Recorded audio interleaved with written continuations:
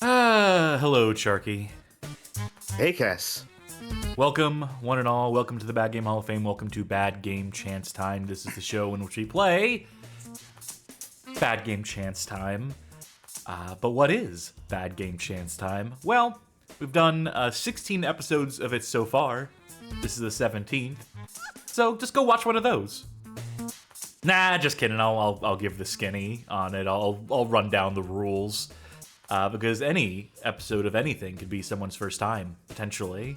That's what they keep telling me. That's what people who are successful keep telling me, so maybe I should listen to them for a change. So we're going to spin 3 blocks. We're going to take turns spinning the blocks and stop in the blocks. And what we stop on will determine the game that we wind up playing for friends. Whatever length of time we deem appropriate. Thank you, Johnny. Our very own Johnny Baghead, sending folk this away. First block here. This determines the console of the game we'll be playing. This second block here determines the genre and/or theme, a very nebulous block. And the third, of course, is the poor schmuck stuck playing it. This has historically been one of the most brutal shows in terms of game selection. We're no strangers to variety nights. We put together our theme nights. We put together long-form series where we're bouncing back and forth from game to game. But somehow, some way, Bad Game Chance Time has proved the most punishing. Curse Cart Racers. At least I know what I'm getting into with Curse Cart Racers, right? When we're about to play cart games, I'm like, okay, I'm in for a bad time.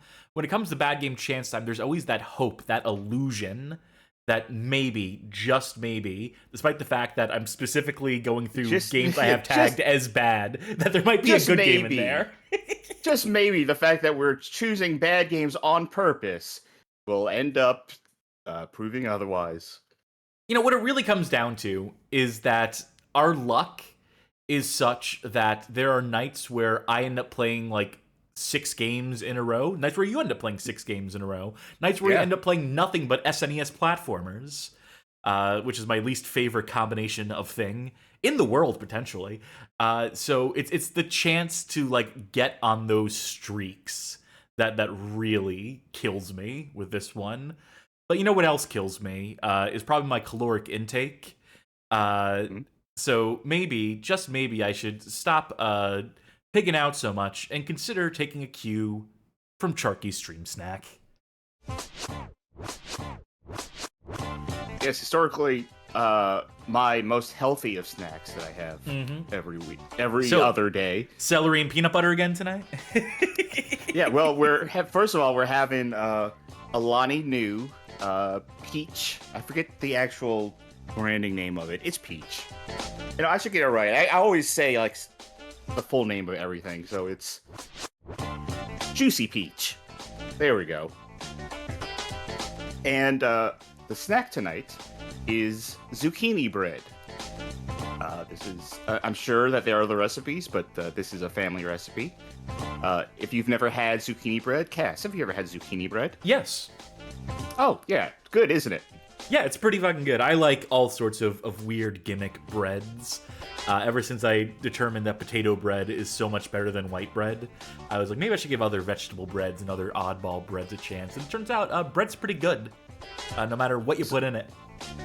So, my family recipe, I'm not going to say the whole thing here because I don't have the card in front of me, but our zucchini bread is a nice little dessert kind of a bread. It has zucchini, naturally. It has pecan. And it has cinnamon as a spice in there, so the cinnamon is very much the flavor you're getting out of it. With some of the pecan, the zucchini is almost like there for texture. I know it is imparting some flavor, but it's not overwhelmingly vegetable. So it's very much like a dessert bread, and it's very good. It's one of my favorite family recipes, second to our chess pie. Cass, tell us once again what you're having tonight. It's Monster Energy Ultra Violet. I drink this most every night, and most every morning too, before work, so I can actually go into it with some amount of energy. I figure if I have a job where I have to chase around kids for 6 hours, I need to have at least like some sort of a pulse going. Yes, your job as that guy from Mary Poppins. Is that what social work is to you? Is that your mental image of?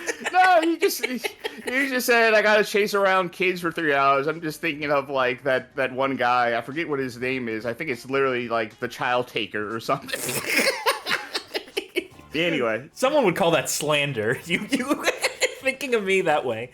I also wanted to very quickly say hello to Polo Cat Fan, who we made a joke about any stream could potentially be someone's first stream, and sure enough, they said, "Hey, it's mine," with a first time chat banner on top of it. So well, there I you shouldn't go. Crack wise about people joining things 17 episodes deep or what have you. And thank you, by the way. So welcome to the stream. Welcome to the stream snack. And that being said, I think that will do it for the stream snack. Yeah, I reckon it will. Which means it is time to play. Oh, I have to get the soundboard open. Otherwise, this bit doesn't work. And I'm building up to nothing. There we go. It is now time to play Bad Game. Chance time! Okay, it's my turn first. I reserve the right to go first. Left to right is the order I like to start things off with.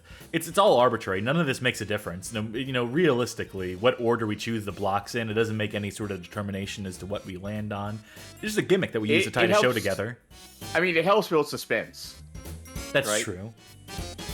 All right, what's the console? Super Nintendo. Fuck. All right, so roll platformer. Genre and/or theme. Ooh, dealer's choice. Oh, so could be anything that's anything. not a platformer. That's gonna be my choice if I'm the one stuck playing it. And who's the schmuck? Of course. Okay. Hey, it's always so hard to think of bad Super Nintendo games, huh? Oh, it's so easy because I can just take the entire library. I should just put the entire SNES library. I should just tag it all as bad game, and be fucking done with it. Ooh, Ooh. I saw one. Yeah, it's one that I played. Well, it's a franchise that I played on a previous Games from a Hat that I was actually a little impressed with. But I'm curious about what the Super Nintendo version of Congo is. Oh my god, I have that?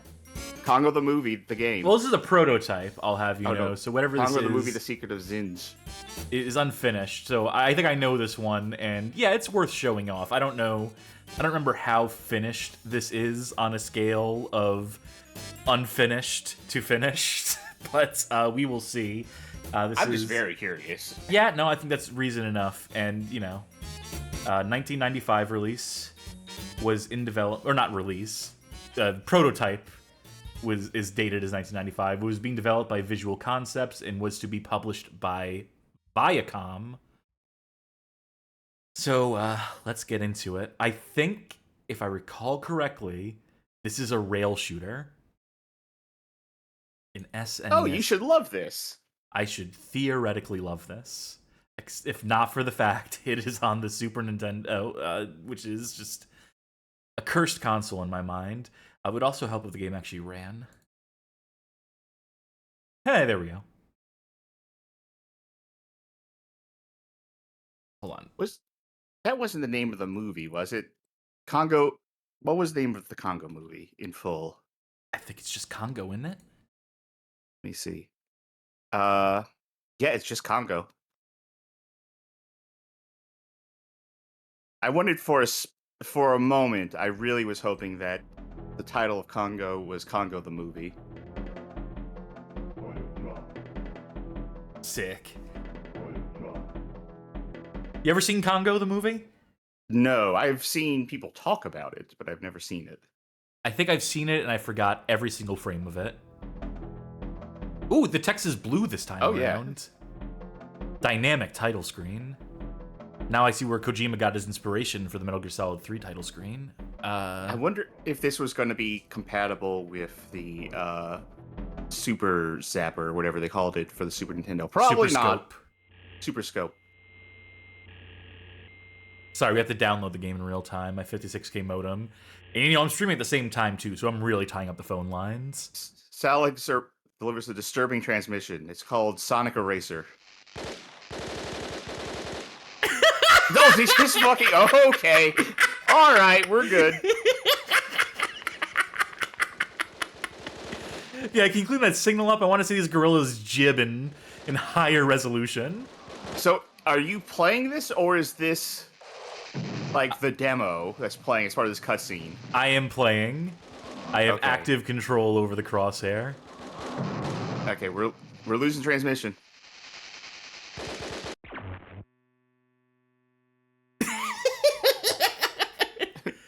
Yeah, you know what? I would call that disturbing. Play it again. That was sick.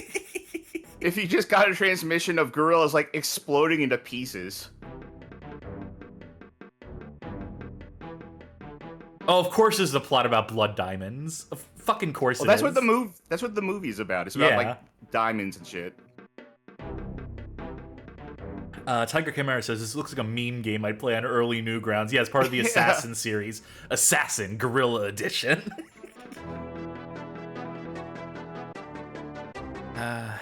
Are we going to be rail shooting on the river? Scenic spot for it. Just like my favorite level for Modern Warfare 2. Oh, wait. Oh, multimodal. Sick. There's ramps in the water. I love it. This is as barely controllable as you might think. Imagine it being. They finally put blast processing on the Super Nintendo. Oh, good. It's just like a cutout JPEG of this actual guy's head. You know, there's some prototypes I look at and I'm like, okay, I see why this one didn't see the light of day ultimately. Well, I'm gonna I want to grab whatever that is. Then you look at ones like this and you're like, look what we missed out on. Is that just impossible to grab? Maybe it's a checkpoint. Huh? What? Oh, yeah, you found a secret path. Wow, this is just like Sonic the Hedgehog.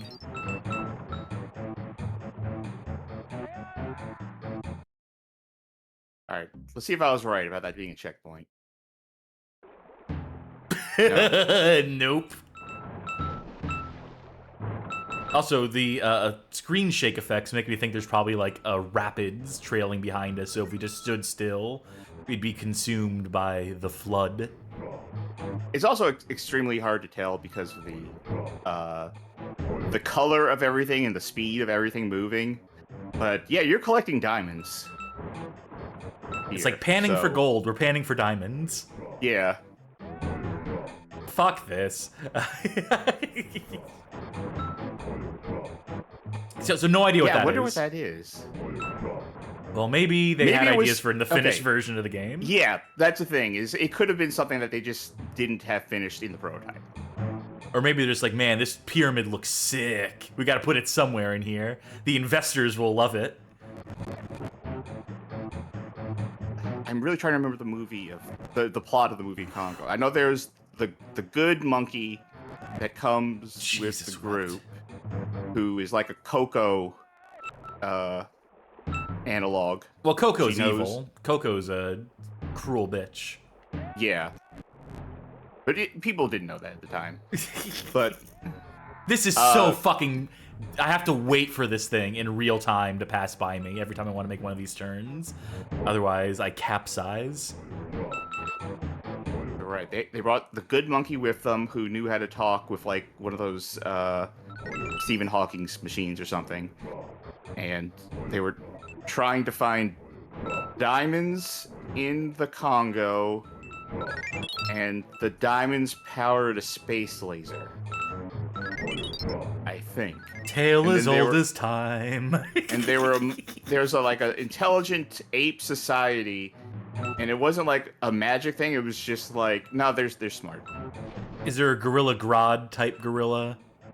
Who's just like villain coded? No.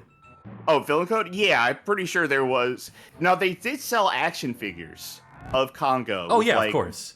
With like the villainous gorillas, and they gave them like names, and they had battle damage, where you could like take off pieces of their body or skin or whatever.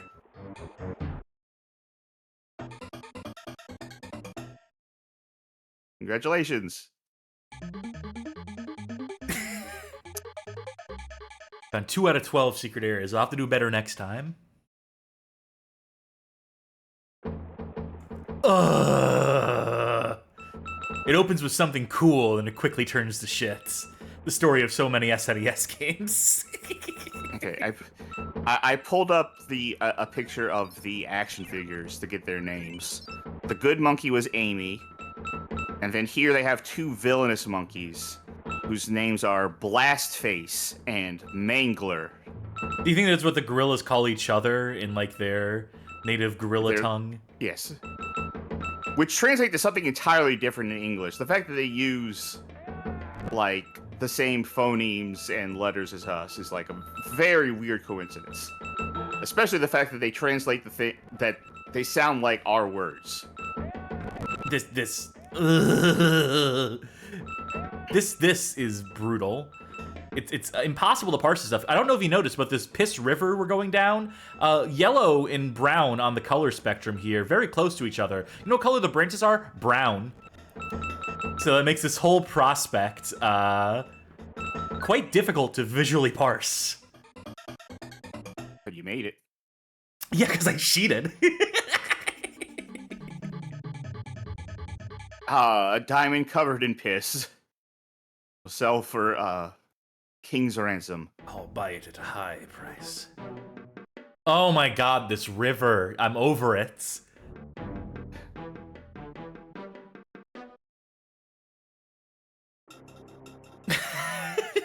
Tell me the rest of the game. Tell me that rail shooter bit at the top was just a fun diversion, and that the rest of this game is river rafting. We're gonna find out. Huh? Oh. This must be one of those secret areas, or... I'm looking at the summary of Congo. I wanted to check. I got some details wrong. So, skipping towards the end here, it says, at daybreak, they explore the city and surmise from hieroglyphs that the inhabitants bred the gray gorillas to guard the mine, but were overthrown by them. So they raised a society of intelligent, violent gorillas who then decided to unionize. Good for them. At the mine, Hamoka begins collecting diamonds only to be killed by the gorillas. Main characters flee into the mine where they discover some bodies, with the later still holding a giant blue diamond. Karen fits the diamond into a portable laser and uses it to kill several gray gorillas. Then the volcano erupts. So it's not a space laser. It is a handheld laser gun powered by diamonds. I hope that's a weapon in the game. I hope we get that. I hope it jibs the gorillas just like the intro. Now, how did I not capsize there? I was driving on those spikes, like, for sure. Oh.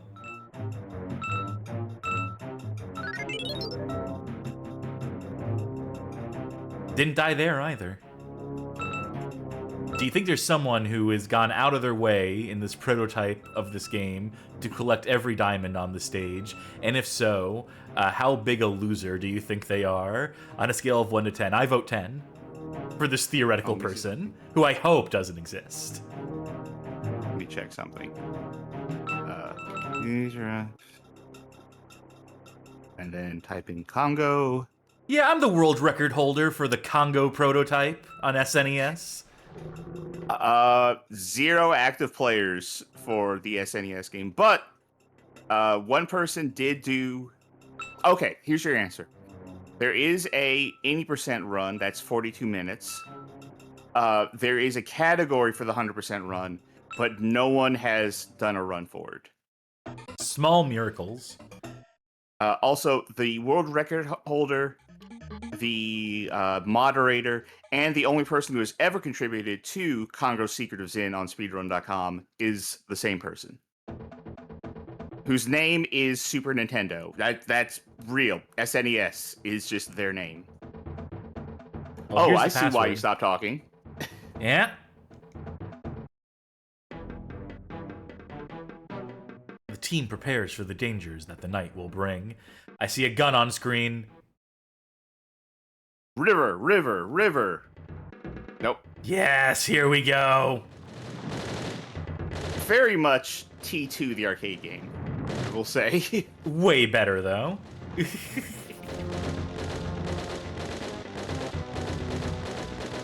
have to lead your shots a bit here. Once again, though, the fourth console generation proving to be the king of foreground elements being completely invasive. Point multiplier. Oh, I'm glad we got a shipment of ×2 in from the mainland. Oh yeah, rapid fire, as if we weren't shooting fast enough as was. Oh, You have 20 grenades. This is very T2. Look at this. Yeah, this is a little. Here. Now, when are the gorillas going to start throwing grenades? They threw some rocks at us already. I will say, I think people overestimate what gorillas are capable of. See that argument about 100 men versus one gorilla, and so many people saying like, "Oh, the gorilla easily," which is foolish. But I don't think gorillas could take this many shots from. Yeah, I was gonna say if man has a gun, but what happened if you gave a gorilla a gun? That would be a fair fight. If you gave a gorilla a gun, you know what? I don't think the science is in on that one yet. I think that is something worth experimenting. You ever see those videos of they give like an orangutan like a machine saw gun and a I was gonna say a saw and a piece of wood, and then the gorilla sees like what cutting looks like and does it itself. I think we need to give gorillas rifles. See if they can just figure it out. You know, not working ones to start with. Oh, we have our laser.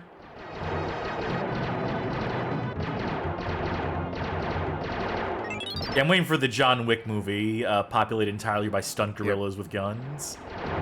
Sid in the chat went the other direction I thought about going with that. With, yeah, a saw, like the machine gun. Yeah! Now look, I'm not complaining about mowing down all these hapless gorillas whose territory we're clearly invading. Clearly we're the bad guys here. But, that being said, when does this end? What is the goal here? If not just to hold out indefinitely? Okay, I finally get to actually complain about this topic that I missed out on. Because Tiger Chimera says, I mean, the gorilla will kill most of the people, but 100 guys rushing a single gorilla. I think there's going to be some people surviving after that fight. Ooh! Boss gorilla, boss gorilla. This is what killed the guys on the satellite. Second boss gorilla. There's no way a single gorilla is going to kill most of 100 dudes. Like, it'll get through, like, tops, absolute tops. You'd get, like, 20 guys either dead or very injured. Like, 100 dudes is a lot of manpower, even if it's not, like, real strong guys. That's a lot of fucking things to throw at a single gorilla. And also, gorillas aren't built for stamina like humans are. Amy wonderfully from the camp. We haven't been introduced to Amy in this game. We haven't been introduced to any characters. Yeah. Wow, this prototype really operates on the predication that we've seen this movie. Yeah, Polo Cat Fan. Oh, wait. Never mind, this is more important. Oh, no! Oh. I'm so sorry, Amy. This is not even, like, germane to their quest. This is just, like, Amy's big day out. Amy checks in. Oh, this is rough. This rain effect, I mean, I see what they were trying to cook with, but it makes the screen nigh unparsable again. This game has real issues with fucking visibility. Frank Gothic says, new level type. I mean, it's really the raft, but worse. if you really get down to brass tacks. But no, Polo Cat Fan saw on the same wave I'm at, saying gorilla killed like 5 people, and I think the people get gorillas confused with King Kong. Gorilla Plinko. Gorilla Pinball. Is this in the movie? I would like to see this in the movie. Oh, that's just the death trap. Yeah, I'm just Oh, gonna you know cheat what? that. It is pinball. That is like the outer lanes. That's the gutter. Now, okay, Oh, hold fuck up. that. Can What you am I jump supposed to across this to the In side? short time, your fate Yes. will be sealed, Superman. Okay, You can't I stay get. on the side, but yeah.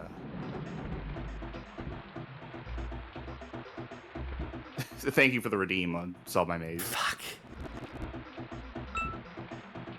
Thank God for cheating, by the way. Secrets. I know I say this every time. Whoa! Oh! Monkey secret!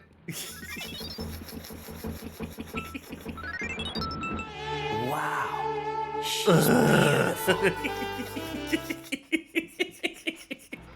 Thank you, Bob. I'm gonna look at the long play of this. And see what comes next. I want to see if this game has an ending. Like, I wouldn't be surprised if this is like we've seen so many things in this. I wouldn't be surprised if they kind of finished this and it was still in prototype phase. It's so hard to lane shift here, by the way. You really have to fight it. Where you'd assume it'd be more intuitive if they really consciously want you to do that, which is the impression that I get. Mighty Mighty Boss Tones. Okay, not Congo's caper. Yeah, that's the squeakquel to this. That's where Amy assembles a team of orangutans and they break into the Las Vegas casino. Ugh. Okay. There are... yeah, this game does have an ending. This game is completable. It has 7 levels. You're on level 3. Well, I don't think we're going to finish this. Yeah. So I'm looking at the progression of levels. After this is another railgun level. Then comes... ooh. Then comes a platforming level. Side-scrolling platforming. Side-scrolling platformer. With just a camera that does not know what to do. Then it looks like a shooter level again, and the final level is another platformer level, except you play as Amy. Great, more of this shit. I'm just about... Yeah, I think that's enough. I think that's enough. Yeah, if you're so inclined, you can track down Congo, Secret of the Ooze, or whatever it's fucking called for yourself. The Secret of... Congo, the movie, The Secret of Zinj. Like... Does this start you from the beginning level? I mean, it gave me the diamond count. Huh? Wow, real Action 52 type opening level there. I tell you what. That is gonna do it, though, for this fucking thing. Oh, I'm glad I picked that. Yeah, it was a good pick. For our purposes. Alright, Sharky, are you ready to play? Chance time! Alright, I'm gonna do my opener, which is from right to left. So, who's playing? Oh, hold on. Say it again. Who's playing? Fuck. You are. What's the theme? Action. Action. And what is the console? Game Boy Advance. Advance game.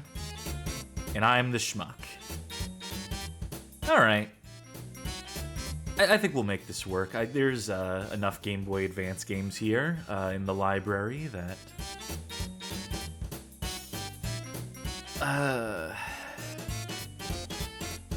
Action, right? That was the... Yeah, action. That one is not action, the one that you have selected currently. Alright, that's good to know. I had a lot of sports games at some point. I don't know why I did that. I guess I was just desperate. I think this is gonna be driving. What's this one gonna be? Art. That's a strategy game. Man, not a lot of action on the Game Boy Advance. Who'd have thought? I mean, we could call this action. You could. You could call it action. Unless I can find something better in the next 3, 2... Actually, this will be a good tie-in if we do this one. Sure. To our upcoming Patreon poll. Okay, folks, I've reached a determination. I've chosen my fate. No fate but what I make, which is why we are playing Terminator 3: Rise of the Machines for the Game Boy Advance, developed by Taniko and published by Atari at some point in 2003. Terminator 3 video games, historically not great. There's that one by the Fugitive Hunter War on Terror developers, Black Ops Entertainment, that is just basically a worse version of Fugitive Hunter War on Terror. There's the Battlefield clone for PC, where they tried to make a humans versus machines style of like online massive lobby first-person shooter, but no one played it. Then there was literally a game titled Terminator 3: The Redemption, where they're like, okay, the other Terminator 3 games suck, so this is our attempt to make a good one. I think I played that one. It wasn't. It's not particularly good either, from what I recall. You know, there's a Terminator game I've really been wanting to play. I forget what the name of it is, but it's the one by the people who made RoboCop Rogue City. Like, I heard that one was actually pretty good. That's not a Terminator 3 K-On, game. That's a... it's not. It's just Terminator. It's pretty good. It's very sparse. But it has some neat ideas. It is cooking in some neat design concepts. Well, let's see if they took any inspiration from this one. Yeah. I like them ever since Rambo, the video game. Gotta do on the show eventually. I've been looking forward to it happening. Well, we might have our shot sooner than you think, because folks, in case you don't know, you can, this is a demo, by the way. Okay. You can support us by pledging on Patreon, subscribing on Twitch, becoming a member on YouTube. That's the secret third one. In doing so, you can vote in patron polls over on our Discord server, discord.gg/bghof, and our poll that we'll be putting up after the show tonight, to determine our next Thursday playthrough, is going to be a battle between Arnold Schwarzenegger and Sylvester Stallone-based video games. Can you go into the mod channel, figure out what games we actually have on that list? Because I forget offhand. So, I don't know if this is the finalized list, to be honest. Because Johnny posted this with, suggest what to keep or delete. But right now, that list is, and I guess by saying this, I finalize it. Terminator 3: Rise of the Machines on PS2. Demolition Man for the 3DO. Rambo the video game for PC. Batman and Robin on PS1. Cliffhanger on Sega CD. And Predator on NES. So, isometric shooter. Was this what you were expecting for this game? Yes, actually. Because Launchbox has little screenshots. If you have energy available, press select to use thermovision. So we are in the past. We are fighting on the side of the humans now. We've been reprogrammed. Mm-hmm. Presumably we are the T-800, if I have my nomenclature right, that killed John Connor and was reprogrammed to then save John Connor in the course of Terminator 3: Rise of the Machines. So I stopped paying attention to Terminator after T2. Yeah, that's a good time to tune out. In the dozen or so Terminator movies they've made since then. Yeah. Besides the one scene in which old Arnold Schwarzenegger fights young Arnold Schwarzenegger, have they ever made T-800 a bad guy again? in Dark Fate, kind of, sort of. He's supposed to be redeemed, but the intro to that movie, to Terminator Dark Fate, which I think is one of the most shitty movies I've seen in a while, is that immediately after the events of Terminator 2, a Terminator kills John Connor after they've won and destroyed Cyberdyne. That Terminator just kills John Connor, and Sarah Connor has to be sad all over again, and it's a shitty, stupid mess. What a fucking stupid movie. And anyway, that Terminator then goes on to be the good guy through process of bad screenwriting. I do like how the more damage you take, the more Terminator you become. Yeah, that is a fun touch. Which makes me wonder what's going to happen if you pick up a life heal thing. Oh, we're just going to instantly replenish. We're just going to instantly all damage on done. Skin. Yeah. It's a good thing y'all happen to have some spare skin laying around. What was the Terminator movie? I don't know if you know the answer to this. Chat might. What was the Terminator movie where the thing that I said happened, where they had Arnold Schwarzenegger fight a digitally younger Genesis. Arnold Schwarzenegger? What'd you say? Genesis. Genesis. So I remember seeing that fight scene. It was pretty bad. Tell me I can blow this up. Oh, Johnny Baggett says Salvation. Hey, I figured it out. Try the C4, it should help. The thing is, I actually kind of couldn't tell if the people you're interacting with were humans or, damaged Terminators, because it's all just sort of a mess. Shawnee says Genesis is Robot John Connor. No, I'm fucking right. It is Genesis, because the movie initially takes place that they try and travel in a Terminator movie, and so you see the Terminator from Terminator 1 versus old Arnie in that movie, so I am 1,000% correct. Well, you can't just look up Genesis, because that's apparently an AI company thing. Salvation doesn't have an Arnie versus Arnie fight. It has the fucking what's-his-face guy, not Christian Bale, but the other lead in that movie versus an Arnie. Johnny, I'll have you know that I know my shitty Terminator movies. Thank you very much.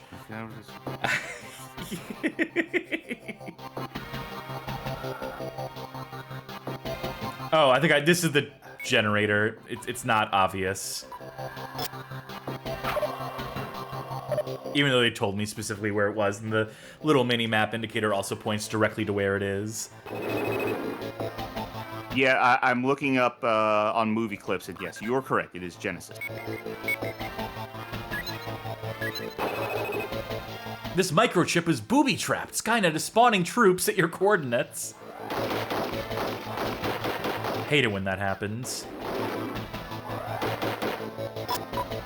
So what's interesting is I have to hold down the R button and press up and down or left and right to switch between weapons I have in my arsenal.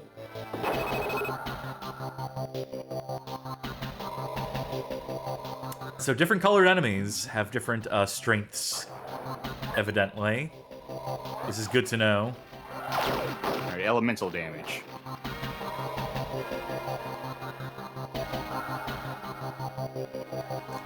Gonna say this isn't very good. It's not like the most egregious of these Terminator games, but my initial impression is that this is severely lacking in the signposting department, for one thing, and also kind of lacking in the action department. I don't think the shooting is particularly good. I don't think isometric works for action games. Like an RPG, a turn-based RPG, that's fine. That is what that is. What about like a Diablo? What's your opinion on Diablo and at all of games like that? Like obviously Diablo is fine. Diablo does the most with that, but I also wouldn't describe it as, it's not like a shooter. I mean, I guess there are character classes that are shooter classes, but that game is not excelling when it is like shooting in a straight line. I just meant it's more action-y. It's not really, as opposed to a shooter. Because you said, like, action doesn't work in a isometric. Okay, then I'll take that back, and I'll say that specifically shooting doesn't work in isometric. And again, I know People will have their picks. We'll probably mention, what is a Crusader No Remorse, and I'm here to inform them that game does not play good. I think maybe the caveat is twin stick can make it work. I mean, I'm sure if I sat here and thought about it, I could think of, like, isometric I'm sure shooters there that are I actually examples like. of fine isometric action shooter type games, but this is not the ones that come to mind. I do not immediately jump to, like, isometric. The angle that best suits shooting games, you know? Mm-hmm. Do I need to blow more shit up? I'm betting I need to blow more shit up. Yeah, that looks destructible. I mean, it doesn't. I mean, I guess everything looks destructible by that metric. Well, I say that looks destructible because that's the same wall texture as the other walls that you've been blowing up.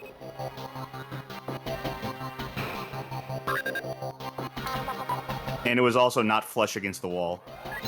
Yeah, I guess there were some indicators, but it's not enough for someone who's as stupid as me, and for a screen as shabby as the Game Boy Advance is. Oh yeah, like on a real Game Boy Advance, that would be harder. Johnny asks, Cass, opinion on Max Payne on the GBA? It's novel. Also, this guy said he was going to give us oh, there's the shotgun. And every time I pick up, it switches me to an SMG for some reason. That Max Payne GBA game is novel. I wouldn't play it, like, for enjoyment. I'll play it for novelty. I'll play it to be like, wow, get a load of this fucking thing. What if you were in the backseat of a car, and it was the only thing you had, and also you were 10? I would just rather dream to imagine at that point. I would rather just live inside my own mind than play a game that I'd rather not play. There are absolutely times where I was like in the back of a car, I had like some game I didn't love, and I was like, you know, actually I'll just catch up on sleep, or I'll just daydream. I feel like if I didn't play those games in the backseat, that might not have led me down the path of being a bad game enjoyer. Thanks for freeing me from this tight spot. Dude, you couldn't circumnavigate those pillars. You couldn't get your feet wet in the water. You couldn't do anything here. Some guy told me he had some Amontillado for me down here.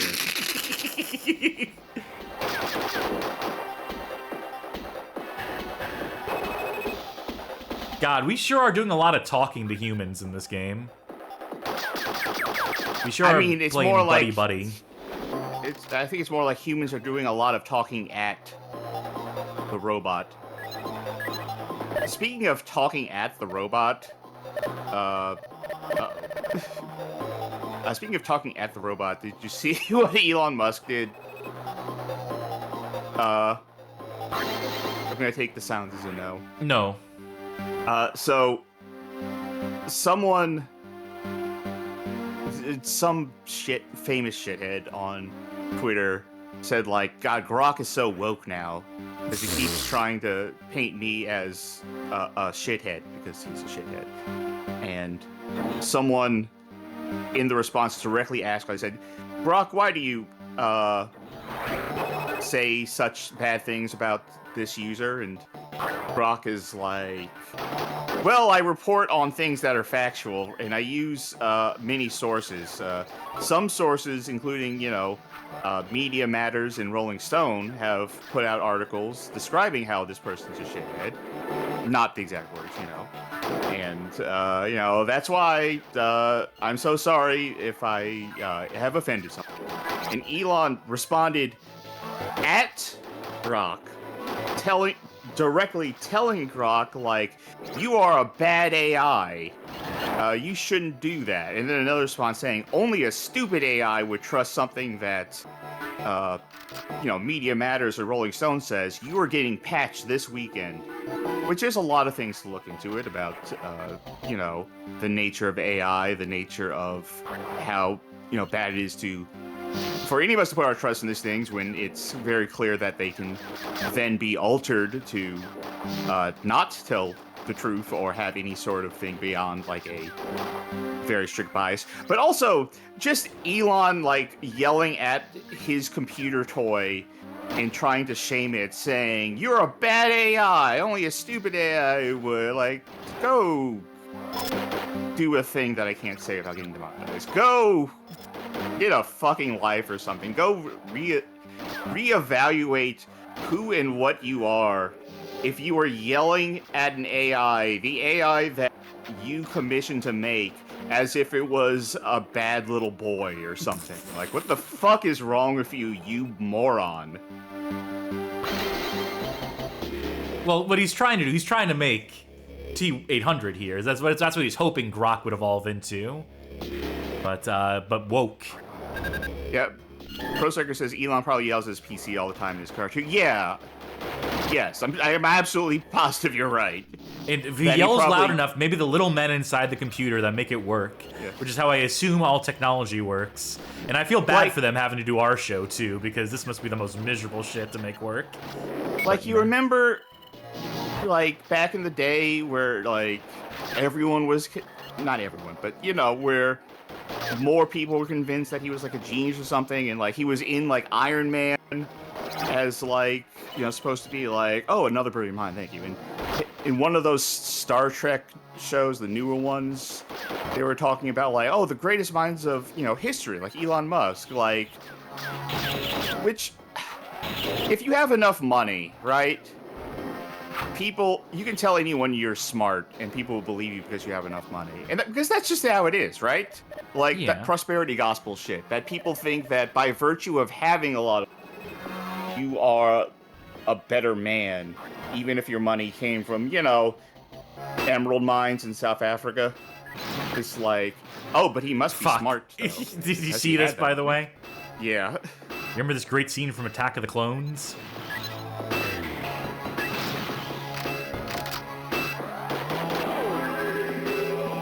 Luckily, you can just spawn in place. Yeah, I'm getting on my soapbox now. I say go for it. I mean, there's not much to talk about with this fucking game.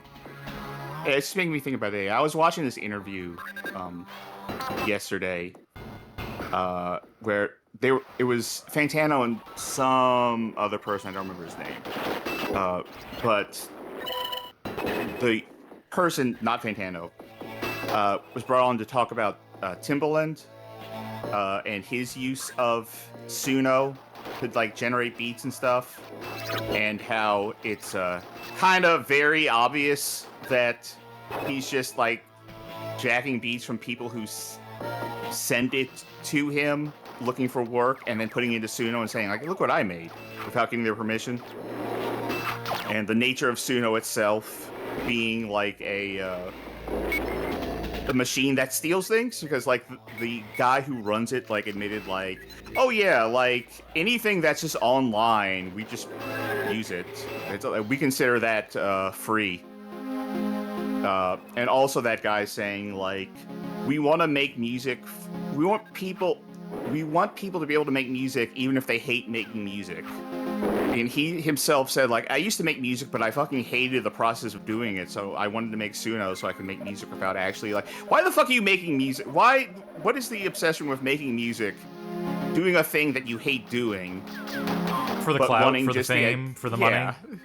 Yeah, like, you know what I do when, like, I'm not feeling like making art?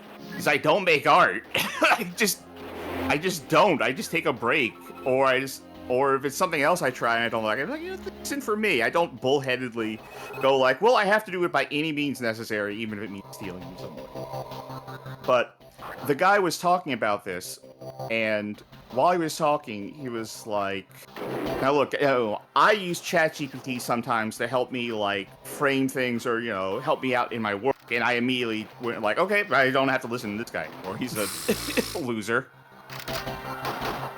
Like, oh, yes, vehicle section.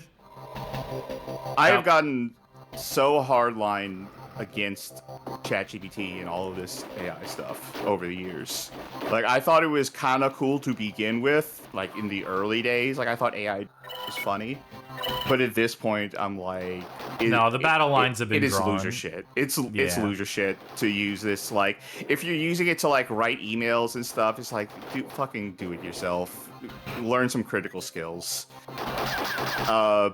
If you're using it to, like, try to find information, like to like fact check things or research things, don't. It's not a machine made for that. Okay, I'm going to tell a story about a person in our Discord. Yeah, who I was thinking has about this been- story. I wasn't gonna say it. But... We're allowed to. More things have happened with that particular individual outside of our server since they've been kicked. So, in which case, fucking go for it. Can you take over while I? It's very basic. I just need full mental faculties to. Yeah, absolutely. By the this way, was the R prime is weapon example select. Okay. A is shoot weapon. B is use your secondary, which is either grenades or C4. L is switch between run and walk mode. Cassidy. Okay. The messy bitch minute, as people are about to call it. Because when I was saying all that stuff, that was the thing I was thinking in my mind. Okay, so there was this huge fucking loser who showed up in our Discord server, discord.gg/bghof. Yeah, come join. We got rid of the big loser. Who was a friend of a regular in there. And they were, and are, to this day, a very big AI proponent. In fact, a server they retreated to after getting kicked from ours, or after being shamed out of ours, more accurately, had a channel where they just posted AI porn images for an audience of absolutely no one. In fact, people told them, like, this is really embarrassing, you should stop posting these.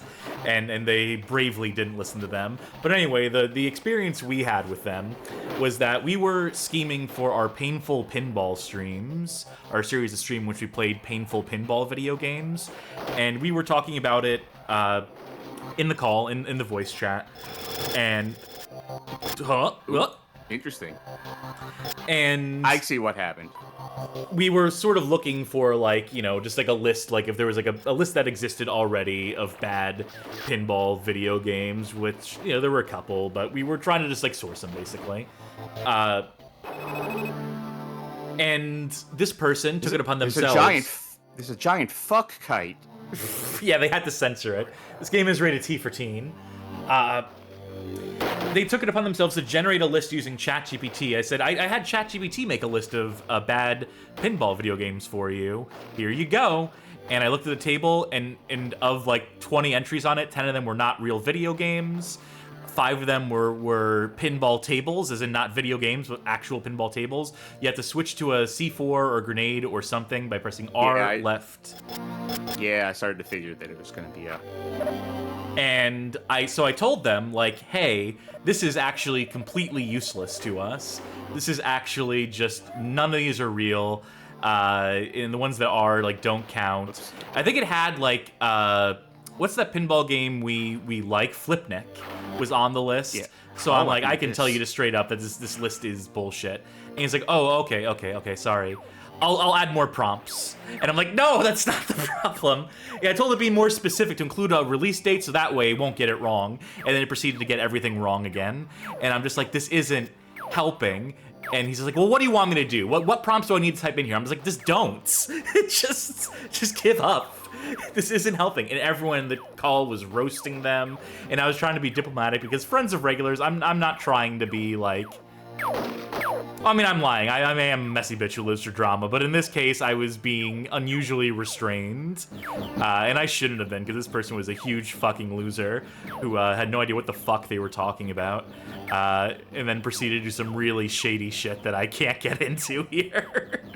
But needless to say, that user did not do much to endorse or demonstrate to me the positive qualities of ChatGPT. Like, that's the thing I wish I could impart on people, particularly younger people, which is that ChatGPT doesn't have answers. It doesn't know. It has no capability of knowing anything. It is not a search engine. I loved LA is the name of this mission, by the way. Do you want to... Actually, we could probably move on to the next thing. But I was just going to say, I wish I could tell people, like, it doesn't know things. It is not capable of, like, being a search engine, of fact-checking information. Like, I've heard people say, like, oh, I went to ChatGPT to fact-check this. No, that doesn't work. It just gives you, like, it knows how English is supposed to sound most of the time, and will write something that sounds like this is probably something that would a human would say in response to this. Stop. Whoops. Yeah, I want to quit. I want to load a password. I want to see what a level looks like that is in the present, potentially. This is level 3, really? 4, 5. Really, Minty says it's a creative writing tool. Sometimes the output will happen to be true. I would even disagree with creative writing tool. Like, I mean, you could theoretically... I know people who say, like, oh, I use it to help me come up with ideas. But I would say it's bad for that. I would say ultimately, since it is just like recycling things that it kind of knows, like it has no capability of pulling any uniqueness out of anything. It is just going to give you kind of like the average of any sort of idea. Like, I would say if you're looking for something to give you an idea for some sort of creative writing tool or help, like, look at books. Like, read a book or read other people's ideas. Read things that humans actually created rather than a machine using the amalgamation of everyone's ideas to spit out something random. Okay, we are now in the events of the movie. And I have a minigun, ho ho ho. And an AK-47. They're giving me more minigun ammo, so who am I to say no? Yeah, still the same gameplay. Surprise, surprise. Does not seem to evolve or iterate or do much of anything, so... I bet this game doesn't even have the graveyard shootout, which is the only even remotely interesting scene in this entire shitty-ass movie.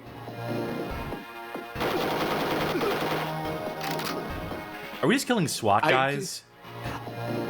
Oh, I've told this story on the stream before, but I remember there was this article that some guy wrote, and I must stress, he wrote it about himself, which means he did not have shame in writing this, where he was talking about wanting to, like, create... He was talking about wanting to, like, create something like a newsroom that was staffed by AI. So he had an AI roleplay as a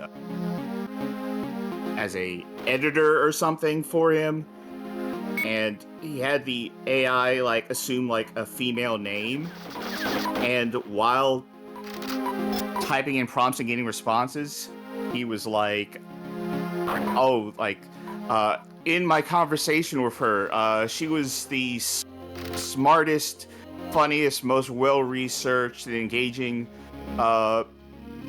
employee I ever had, and I love talking to her, and I asked her, can you generate a we have to kill the Master Chief. Yourself? We have to kill Halo. This sucks. He was like, I asked, could you generate a headshot of yourself? And the AI was like, sure, and it returned like just a generic picture of businesswoman, and he was like, I immediately found her so beautiful, and I couldn't help myself but to respond by saying, like, if I may say, you are truly magnificent and beautiful. Like he made an AI... He made, quote unquote, an AI woman, decided he liked it better than any other woman he ever met because this thing could only agree with him, asked it to make a picture, and then immediately sexually harassed the robot.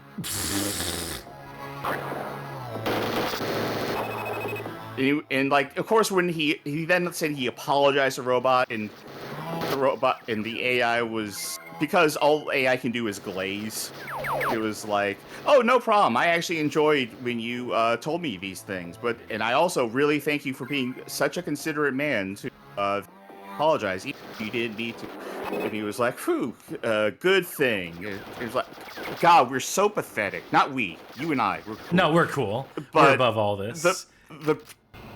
The people who are going all in on this like that are so fucking pathetic. Speaking of fucking pathetic, this game is fucking pathetic. Absolutely no mechanical iteration. This is the penultimate level of the video game, and it plays very much like the first 3 or 4 levels we played, except now there's not vehicles to jump into. And we're having to kill Crusader No Remorse, piss-colored Master Chief, and green-colored Master Chief as well. So, yeah, not the best Terminator 3 game, not the worst, but really they should have just stopped. And to think that maybe the world did not need like 7 different SKUs for the Terminator 3 tie-in video games continuity. Oh, you know, the proud tradition of Terminator games doing that. T2 having a billion versions. I'm done with this game. Thanks by to the way. LJN. Yeah, absolutely. Magic Meows ask, why are there so many bad Terminator 3 games? Because Terminator 3, despite the fact it sucks eggs, was a movie they thought was going to make a lot of money, and it made a fair amount of money. Therefore, it's only fair that it gets a million video game tie-ins even. But hey, hopefully all those publishers who bought those licenses went bankrupt, and people lost jobs, with any luck at all. I'm being a little facetious there. I would never want to be assigned to movie tie-in video games. Just personally, I would never want to take the chance. I would never want to hinge the success of my video game on an untested movie property, on whether or not the movie tie-in, whether the movie in question we're tying into sucks eggs. I mean, that's what killed Argonaut. That's like that Catwoman game. It is not the worst video game of all time, but it just has the misfortune of being tied into what is historically considered to be one of the worst movies of all time. So, you know. Chance time! Yeah, chance time! Let me, Chance time! There, the third voice says it. That's what makes it official. My turn? Yes. Alright. In that case, let's start with the genre and/or theme, sci-fi. That Terminator game probably could have been sci-fi. That Terminator game could have been a lot of things. Who's your schmuck? Why though? Because the blocks know that I need to step away for a moment after you tell me what console you're playing this on. PS2. Alright, I can probably scrounge up a sci-fi game on PS2. This is probably not the biggest challenge in the world. Especially after recently you got a lot of PS2 games, to my knowledge. Oh, I sure did. I got so many that I'll need to transfer them off of the external hard drive. So once we figure out what game we're playing, I'll have to move it to off of an external drive that would cause stuttering. It's a whole thing. Let me check something. Check away. We've never done... Have we ever done A.T.O.M on the show? Action Teens on Machines? It's a driving game, but it is sci-fi. Action Man A.T.O.M? Yeah, Action Alpha Man A.T.O.M. Can't Alpha say we Teens on have. Machines. I don't believe we have, unless it was on like one of those Games from Had episodes. But you know It what? was definitely not. Well, this is a small one as well for a PS2 game. It's a 218 megabyte PS2 game. That is not even a full CD's worth of content, let alone a DVD ROMs. Yeah. This is a driving game, but it's sci-fi-y. That's good so enough. it That's why it's genre and/or theme. Yeah, so I guess we're gonna play. Oh, fuck me. Action Man A.T.O.M, Alpha Teens on Machines, developed by Blast Entertainment and published by Brain in a Jar in and around 2007. I wonder if this one's even in the Twitch database. It's gotta be, right? Yeah, there it is. It has 8 followers on Twitch. So this is what's gonna break us through into the mainstream, Sharky.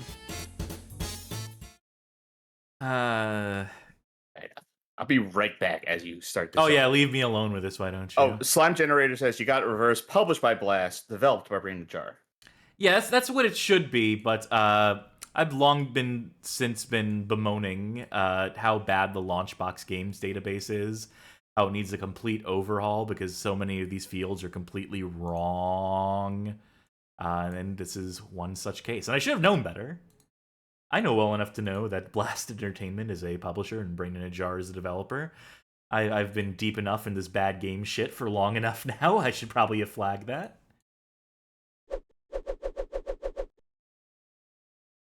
Oh. Well, I'm already having issues with the menus, with controls on the menus, which is always a good sign.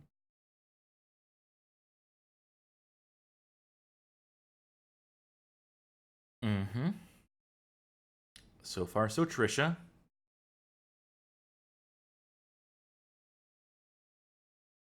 We're gonna have a blast tonight, folks. I can tell you that much. Did Brain in a Jar do that fucking Fight Box game on PS2 and or GBA? If I'm trying to remember credits here.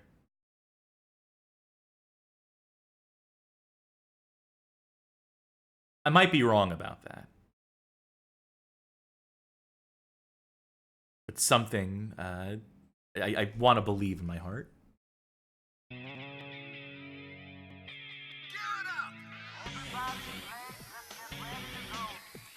Wow, this must be scenes directly from the animated series.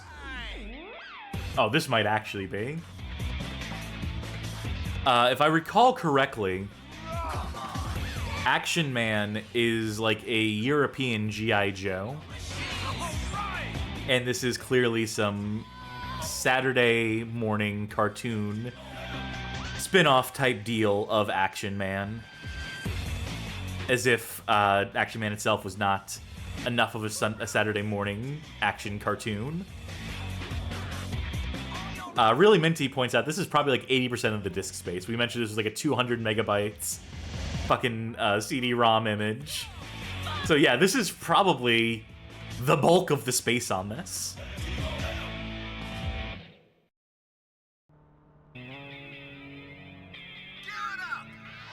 Turn it up.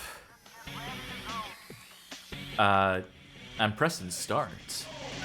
And nothing's happening. I bet there's some weird settings in PCSX2 after a previous stream we did where we had to wrangle PCSX2 controls and the like. So sounds likely. What game were you asking if Brain in the Jar made? Fight Lab or whatever it was called, but I think that notion has been disproven by chat. Right. The Emobi Games doesn't have it, but according to them, they have made several kart racers. I'm not touching anything, by the way, but this keeps happening because PCSX2 is wonderful, and I love its dead zone settings that are consistent. I'm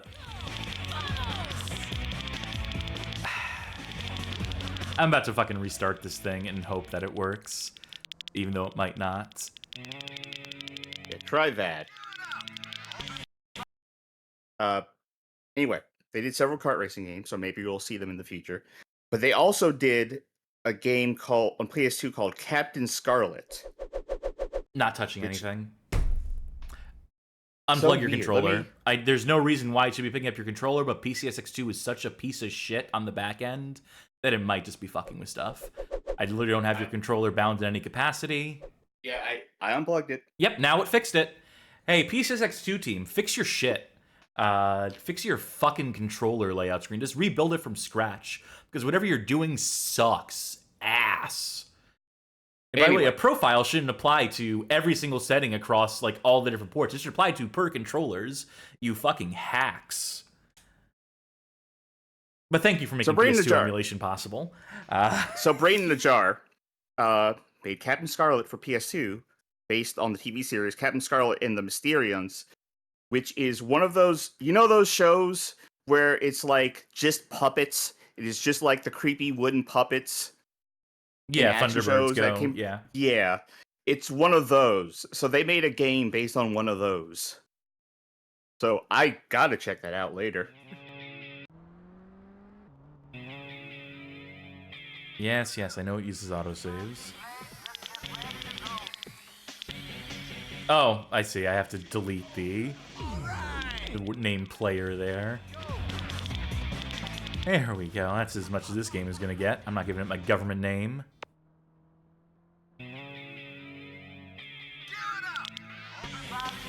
Let's check out those options. Display. Hey, it has widescreen support. Yeah, Johnny. it does. Johnny's going to love this game. Steer, throttle.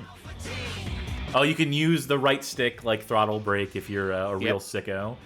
Anyone who does that, I don't want to know you. Nah, I'm just kidding. I'm just fucking with you. Payne and his gang of criminals are up to no good as usual. It's up to you and the team to stop them. I like how it says up, down, left, right, no function. No hope. Gear it up. I bet this is going to be good. I bet everyone in chat is wrong and that we're right, actually. And when I say that this game is going to be good. I mean, I've played this game before, which is why I told you. Look, it has graphics. It's in 3D.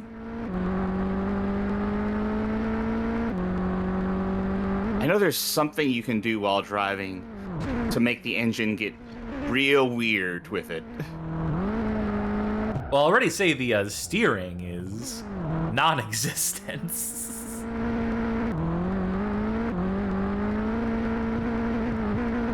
Oh, you don't say.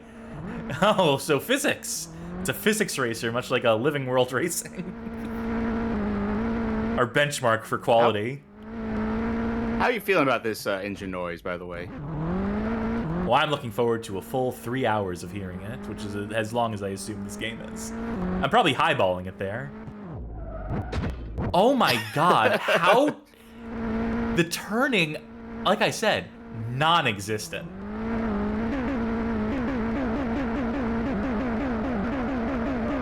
I figured out how to make a sharp turn. Pew, pew, pew, pew, pew, pew.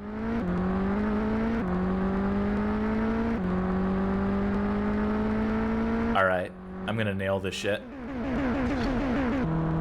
Never mind. Ooh. It sounded like your muffler fell out for a second. It sounds like the whistles go. I've been referencing that video a lot recently. The whistles go woo. It's a good video. It's a classic of video.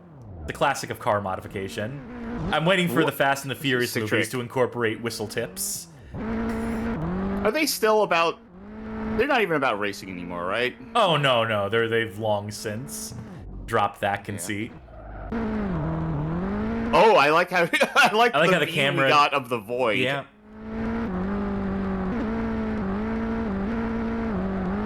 Z Reserve saying Bob Rub and Little Sis. Yeah, that is the name of the two people who were really pushing for whistle tips in that particular video. Good driving. You really got the hang of that. You're too kind. No, really, you're too kind. Man, that turning was really bad. I don't know if I sufficiently conveyed that, but the turning was not good. I'm just checking my dead zone settings again, making sure I didn't... Yeah, I think we're fine. Continue to the next mission or restart from the first. I hope they offer this after every mission. They're like, hey, do you want to start the entire game over again? Yes, I believe that's the case. Disable 5 robots.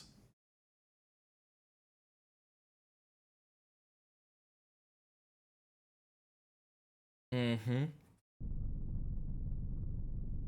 Oh boy. Yeah. Yeah. Hey, you know, at least this turns. I can't wait to see how it crashes.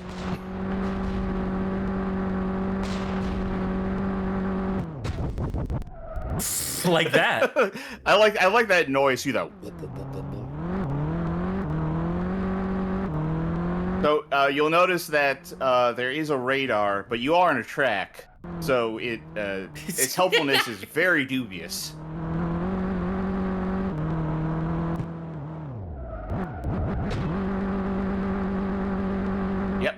Yep.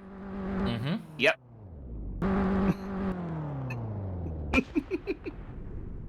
Oh, there we go. Okay. R1 button. You know, it's handy they have that button in there. That's always a great sign when developers include a reset my position because I'm out of bounds and or otherwise irrevocably unable to continue playing the game button. I will say, a lot of racing games do have the reset. A lot of racing games in general. Yeah, it just strikes me as complete lack of confidence in their own design. I think also part of it is if you have the ability to go off track and you can go like so significantly off track that you're like, it would be quicker for me to take the reset and the time penalty than to try to get my way back.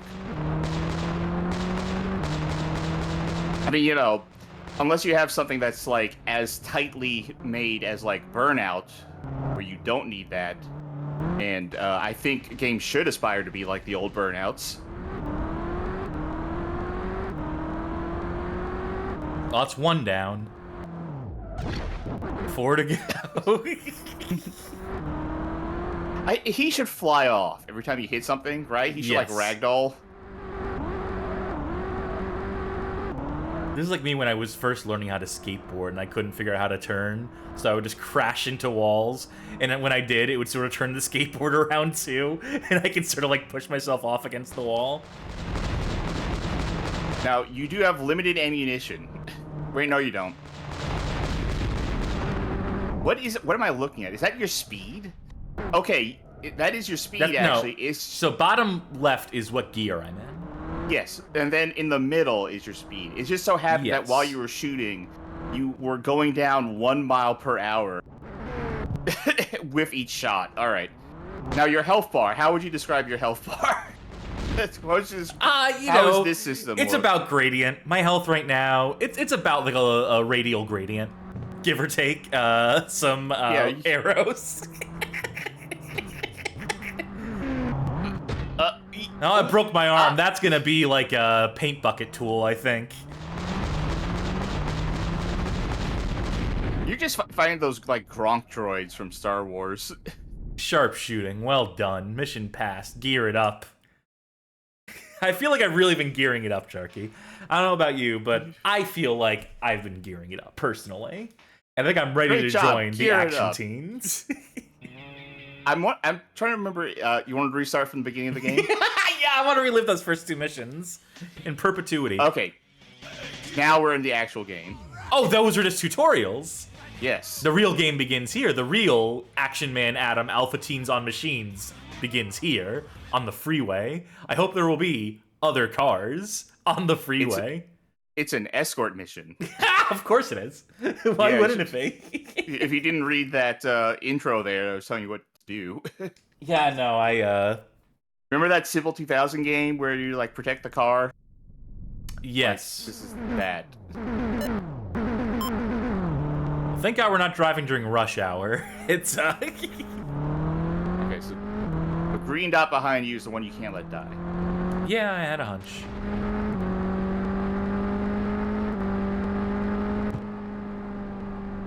I think they're okay. Ugh, do I have to? Yes.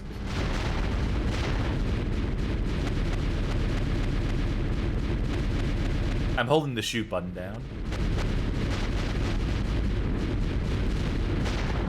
All right, that's one. No, he's getting smoked up there. I think some of my bullets were hitting the VIP because of the wonderful auto aim in this game. Did you just do a Mr. President get down with your car? I was pushing them out of the way of the bullet. I was taking the bullet very bravely for them.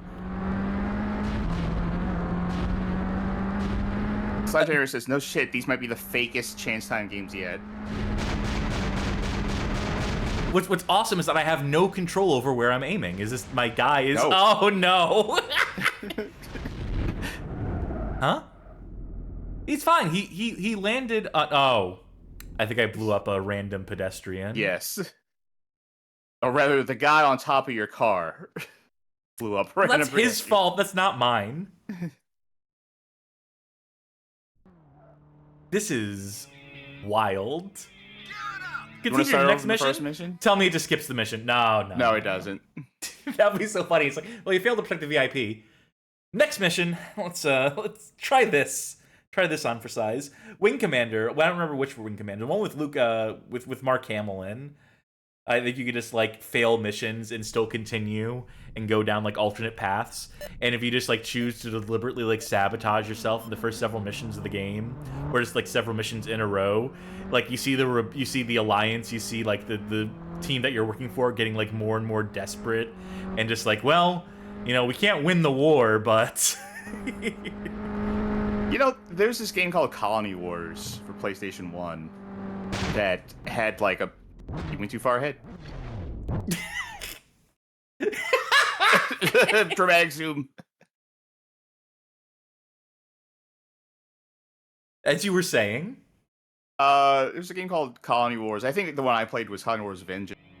But it had these branching paths where you could just bomb every single mission and continuously push the plot down the line of, well, our rebellion is fucked. yeah, no, yep. RoboTrialite asks, wait, was it called Landmark City or did I read it wrong? Like, I'm pretty sure this is Landmark City. Yes, I believe so. The city of Townsville was already taken by another cartoon, so Go slow. If you get too far away from the car, you forget it exists and it just disappears. I'm taking my foot off the gas so I don't go too fast.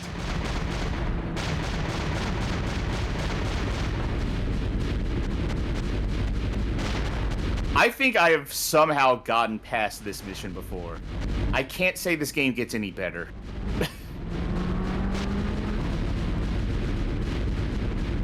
I'm just going to go ahead and assume that Slime Generator in our chat has played this game before. Possibly to completion. How is the VIP this damaged? Oh, maybe because I wasn't driving next to the VIP. Maybe because I was protecting the wrong... Yes. Yeah, whoops. I mean, also, the VIP's health just gets shredded.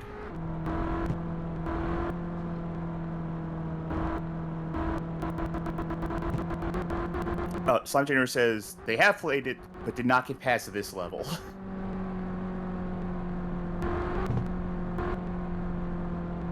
Oh my god, I'm getting like Superman 64 flashbacks right now. The missions where you're protecting, like you're carrying like a cop car from one end of the street to another. In short time, your fate will Thanks. be sealed, Superman.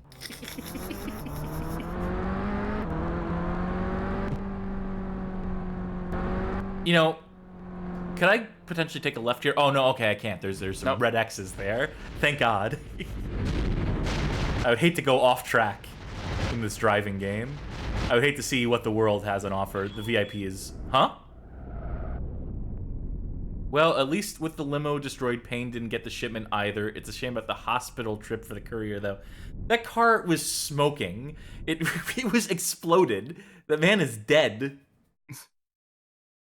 Okay, I think I can do this. I don't know why I think I can do this, but I think I can do this. I feel like if I could do it, you could do it. Even though you say I'm better at video games than you are. Yeah, no, you absolutely are. Except maybe first-person shooters. That's, you know, always gonna be my domain, but anything else, I'll default to you. You kidding me? Like, what am I supposed to do in a fucking, like, puzzle game? How's my brain supposed to comprehend the majesty of a slide puzzle? You know, I've always wanted to learn how to do a Rubik's Cube. Because I know it's just an algorithm to solve it, but I've never...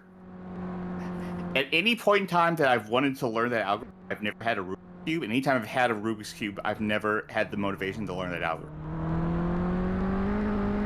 What I do is I just peel the stickers off the cubes. Okay, when I was a kid, I had a Rubik's Cube that was literally unsolvable.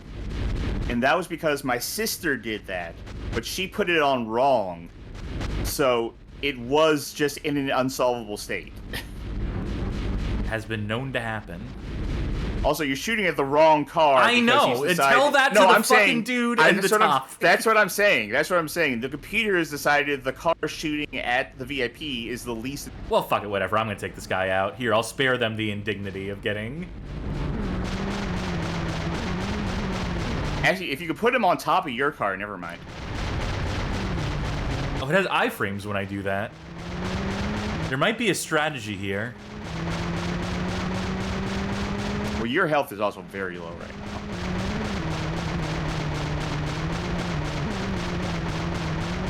Come on, I'll get you there. May not be the fastest, but I'll take the bullets for him.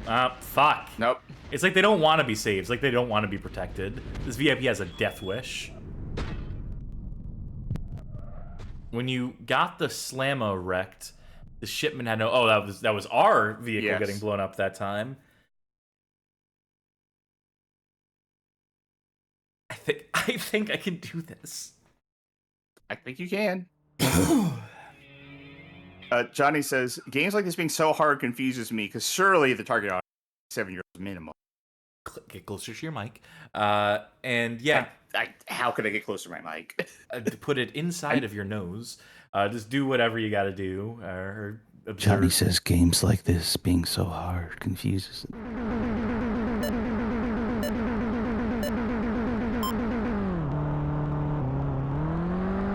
Yeah, developers like this didn't give a fuck. I don't know if this is like a shocking revelation to hear, but developers like this, like brain in a jar, we're just phoning it in. We're not really considering their audience. They were guns for hire. This was an era where you could, you know, as a developer, kind of get away a little bit with being sort of anonymous. That, you know, people were not tracking developers from game to game in the way that we do now. Magic Mouse disagrees and says, no, this game was someone's passion project. Okay, I guess I was wrong. Oh, wait, that was a bad guy, right? Bad car, yeah.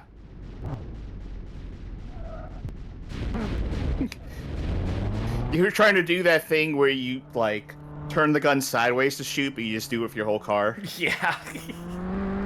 Well, luckily they don't know how to drive. They knew how to shoot from the position they were in, but I'm gonna save a state too, just so we can. Yeah, actually, you're in a good position with health right now.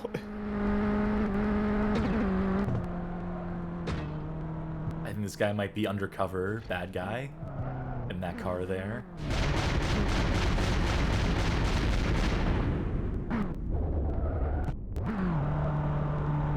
All right. Now I think there's some ahead of us here. Yes. I don't want to get too far ahead. I hear the game doesn't like it when you do that, but...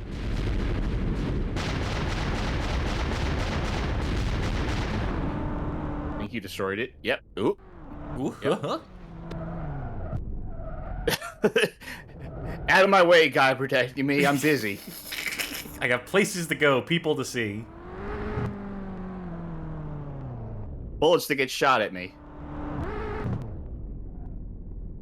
Oh, how did I fail the mission this time? No. There we go.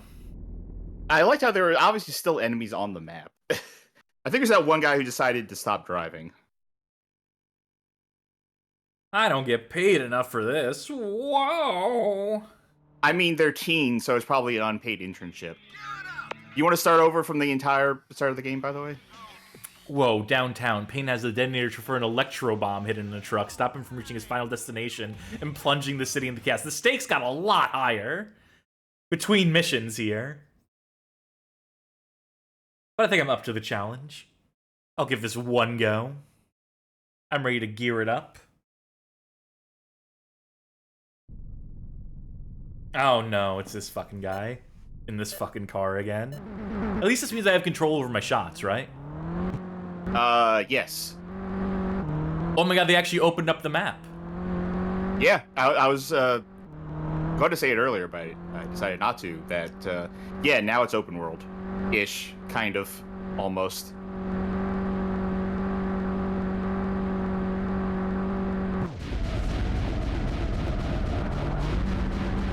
Well, they're shooting at something. Not my fucking problem. Unless it is. Unless that's part of my Are they objective. just killing civilians, or what's going on? I mean, can you blame them the way people drive in this city? I would like this game to have a free roam mode. No enemies, you just explore the town. Explore the city at Have your fun. own pace.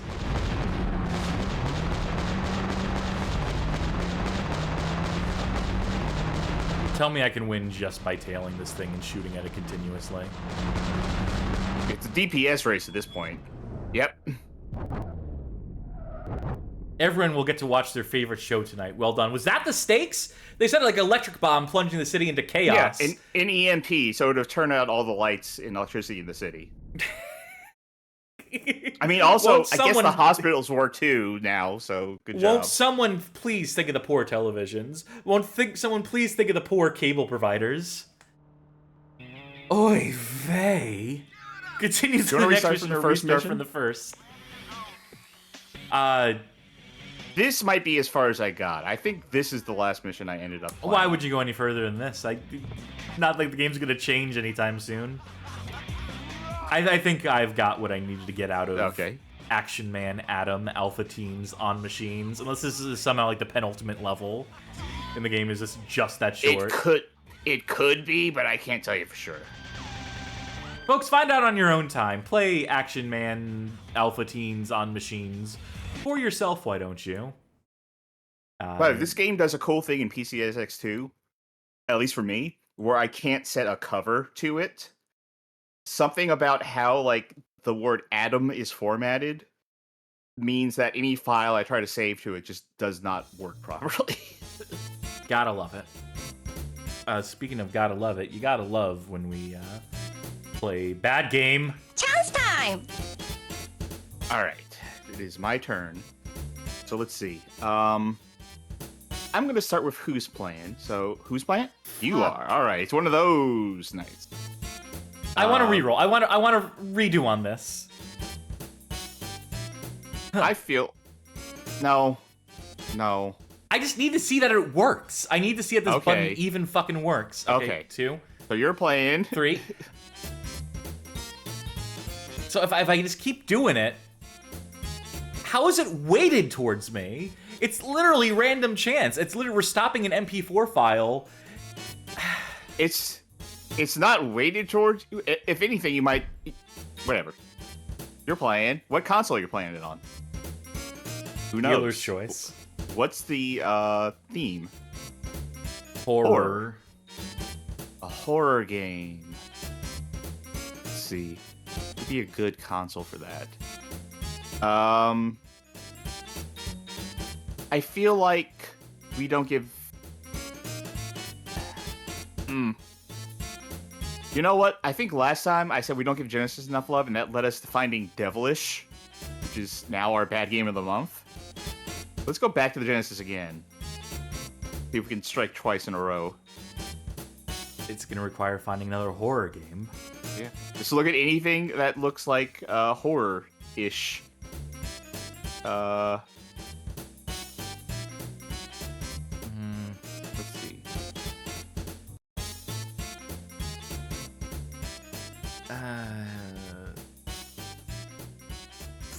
Maybe that would be bad. I'll keep my eye on that one, but scroll down a little bit more. Yeah, I'll continue scrolling until a game is found. Yeah, I'm scanning to see. I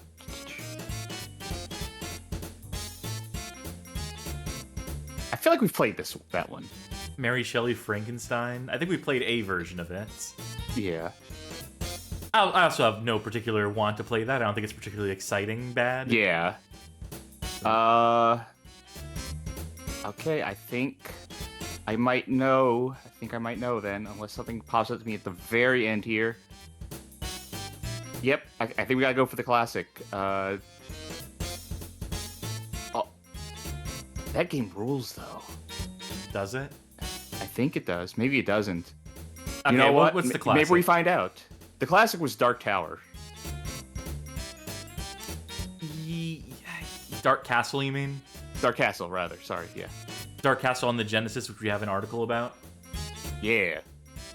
BadGameHallOfFame.com/dark-castle, and the whole legacy of this game, which is actually incredibly storied. It's one of the most preeminent games ever produced for the Macintosh, and then it had conversions that were not so warmly received, partially due to the fact they came out years too late, and that the controls were never really fully realized in the way that mouse and keyboard support on the Mac was realized. So, I know the Nerd has covered this one too, but we wrote the article on this game at a point in time, and now let's see if I remember how to play it. Let's see if I remember if my skills remain intact. The answer is probably not.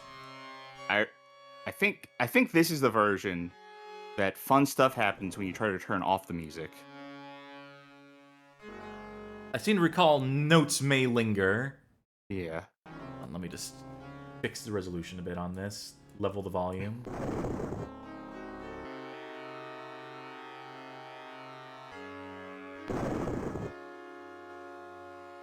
My immediate contention that this game is not that bad. Hold on. No, it's not. That's not the buttons.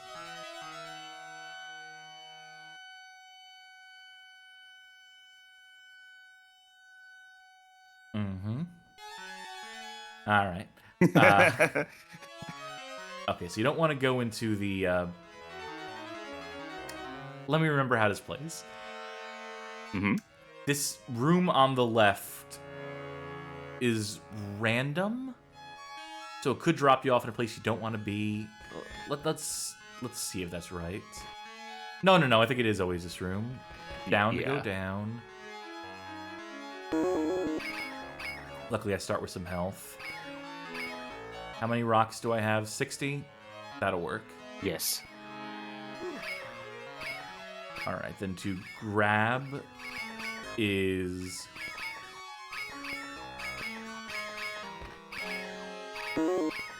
I'm trying to remember all the versions of this. Oh, it came out for, like, everything at a certain point. Yeah, which is a thing. Like, I There's think a there was Philips a CDI version of this, for Christ's sakes.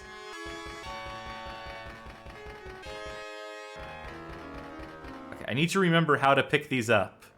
It is essential I remember how to pick up items. Let me see here. Read my article. I probably say somewhere in there. Is it just, like, very particular positioning? Or am I stupid? Let's see. Hold on, I'm pulling up the actual, like, manual here. To pick up an item, D-pad down and press B. Okay, there we go. And now watch me trip and fall.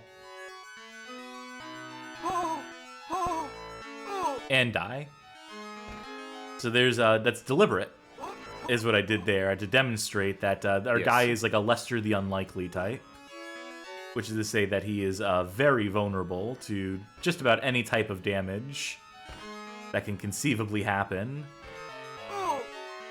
And to tripping and falling, yeah. No, that's more the lightning bolts that the Frankenstein monster is tossing at me. Well, no, I think that one time you died, you literally just touched a rat. And he went, oh, icky. Oh, God. Now that one, yeah, I'm not so sure. Okay, here I think the Genesis version is the version I think of when I think of Dark Castle. But when I hear in my head, like, the sound effects, I'm thinking of the CDI version. Because I think that's the one where the guy goes like, I'm trying to remember the timing on this. It's very particular, as you might have gathered. Everything about this game is very particular. Okay, you know, I'm just going to restart this level. We can't go backwards from whence we came, because that's one of the wonderful things about half the rooms here. Also, we don't have any elixir on us. And, you know, actually, this whole run is fucked.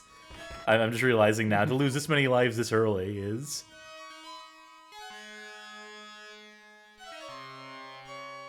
So you contend that this one isn't that bad? It's not. It's also very slight. which is definitely a problem of it. Oh, that's the real sound effect I remember out of this game. It's definitely, not the best version. The best version is always going to be the Mac version. Like, the Mac version was legendary in its time for the tricks it was pulling off.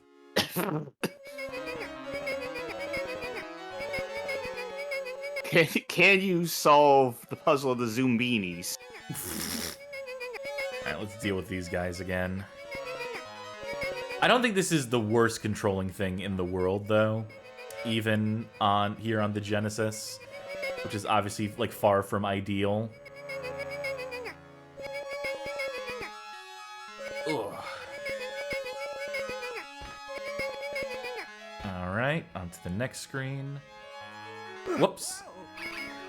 Should not have pressed the jump button there. That was my error.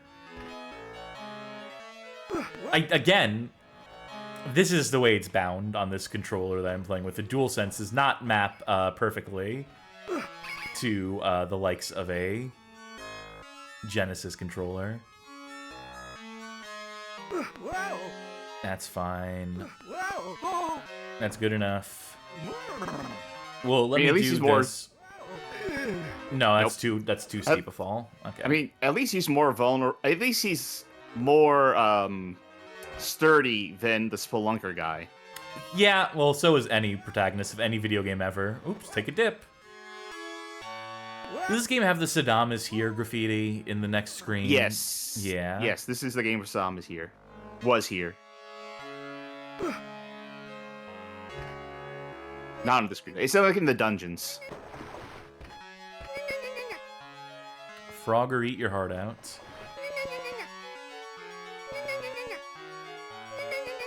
I don't think I understand how the screen is supposed to work, like, logically.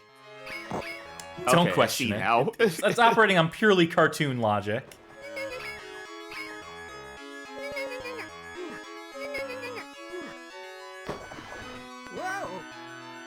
God, okay, so I do have to snipe this dude a little bit better. There we go. There you go. There it Gamers is. rule, Saddam was here.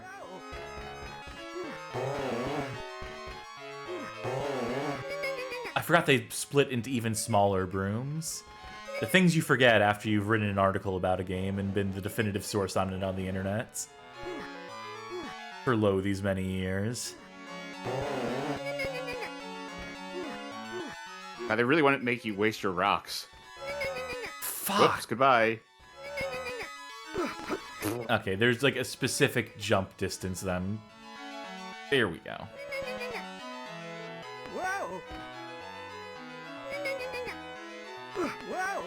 Oh, that was almost a good jump.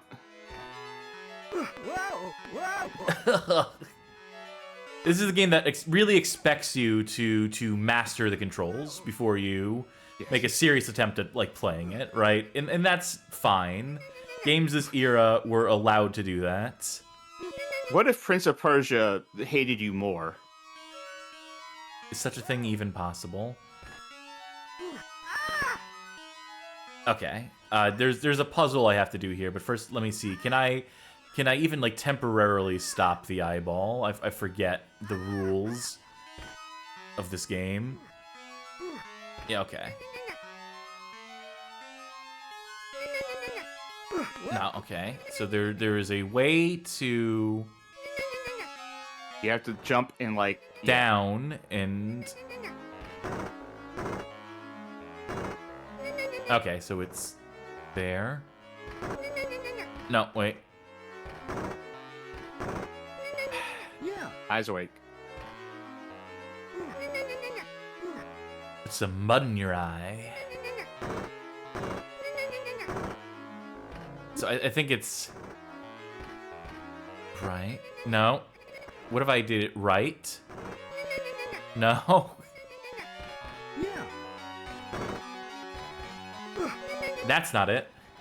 I remember there was like a puzzle like this in Orbo's Odyssey, where it was granted it was a better puzzle than this because you could actually see what progress you were making. Where you just had like a series of 4 switches and they would change the orientation of a thing, and you just had to get it so that it was all lined up correctly. And I accidentally solved it on my first try just by hitting 3 random buttons going in there. And I kind of felt bad about it. I was like, well, I've definitely not solved this puzzle, but now I know the answer forever.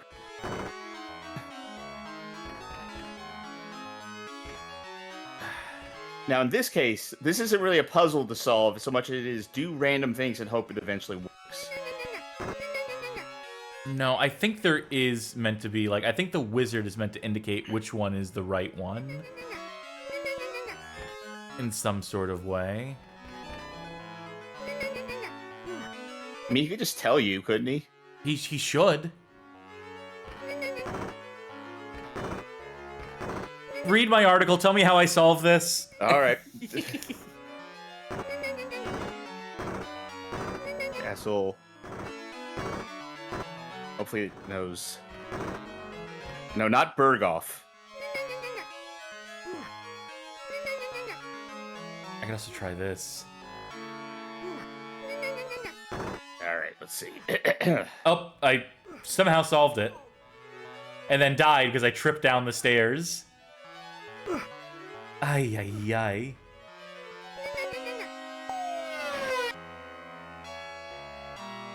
Well, there we go. And you know what that does for us? Gets you fireballs or something? Yeah, there's a more powerful attack. We still throw rocks, technically, but, rest our ammo still, but it's more powerful attack. This is an elixir, which basically acts as our shield. You ever played Donkey Kong? Yeah, I think so. So did Jonathan Gay, developer of this game, who then went on to create Shockwave, I believe, or Macromedia in general.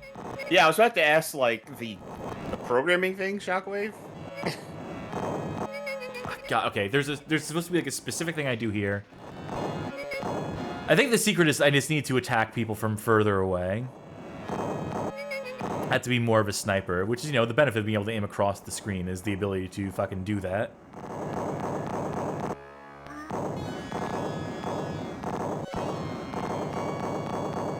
Okay.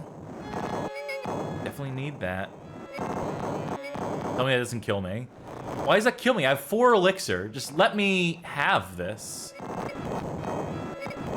Okay, there we go. I just have to cheat it. Fuck. Oh, I need to go to the right. Yeah, I was about to ask you, you're trying to get into that window?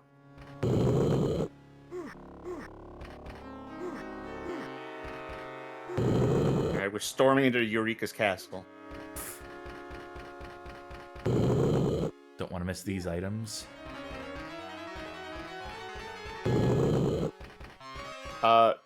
Guest can ask, do they expect you to use elixirs? Like, do they have to be manually active? No, they are used automatically when you are hit.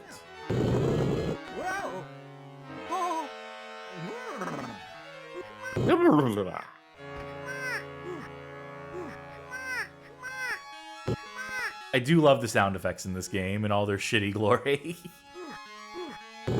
Oh, these are supposed to be crows, aren't they? I thought they were bats, but then I heard the noise.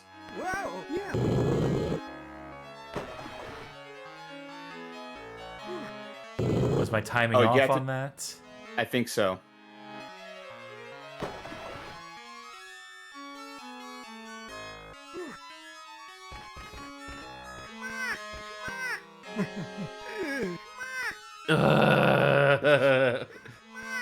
You need 50 elixirs to take 1 hit.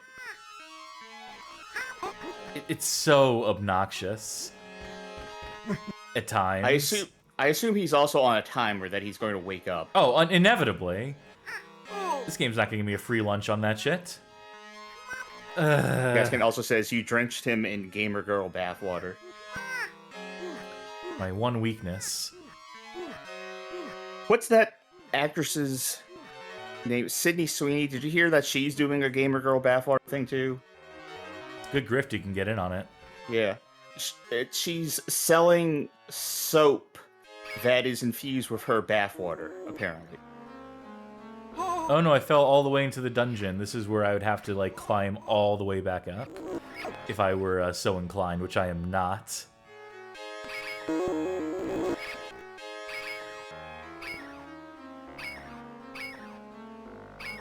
I used to be able to beat this, like, legitimately. In the course of writing that article, I got really good at this. Yeah. This But version specifically? This version specifically. But also, like, the Mac version. I did play a fair bit of that. So I could be like, why do people like this? And I got it. I understood it past a certain point. In Yes, short time, but the your fact it's a fate will be platformer. sealed, Superman. My mortal enemy. I'm taking so much damage here, by the way. Burning through those elixirs I've picked up. But it's going to be worth it when I get the shield at the top here, because that gives us invulnerability frames. If you do a dodge roll, then you get a couple iframes.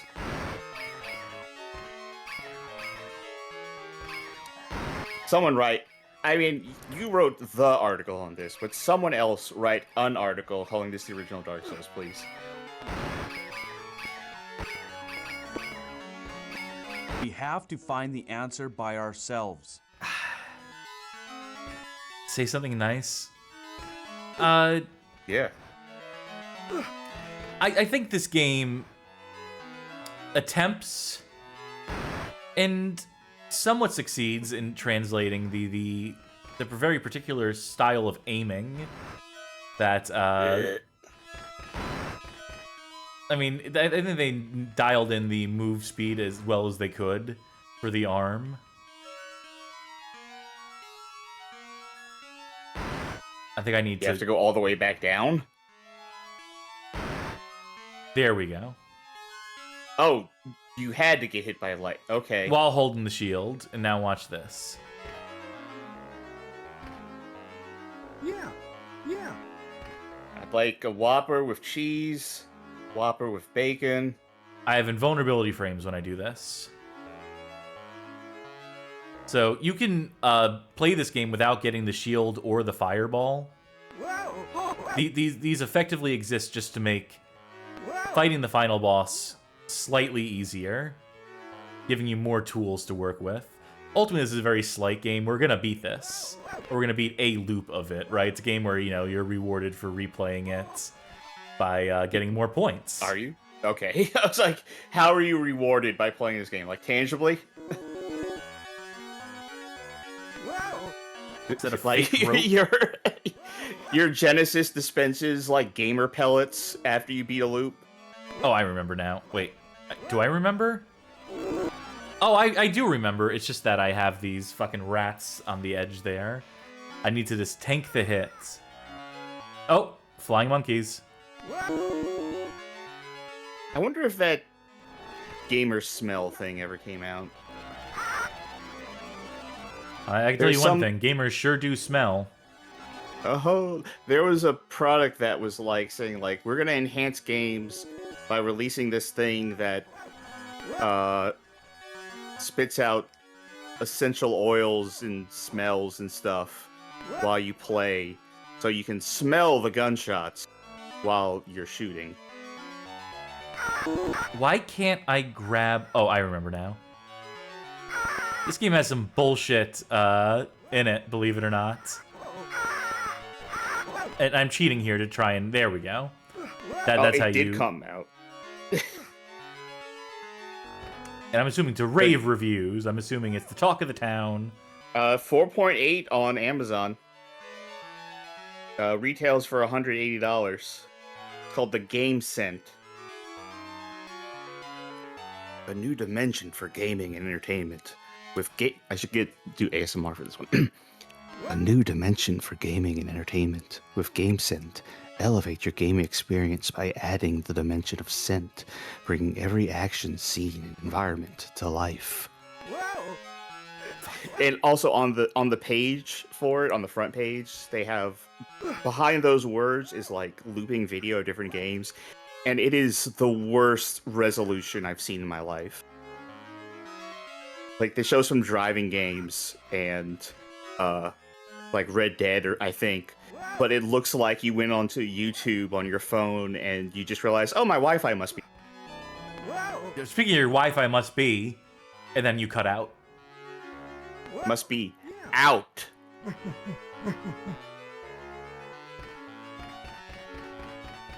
We're on the penultimate stage, I believe. One of these days we'll figure out why it is that you go inaudible for lengths of time.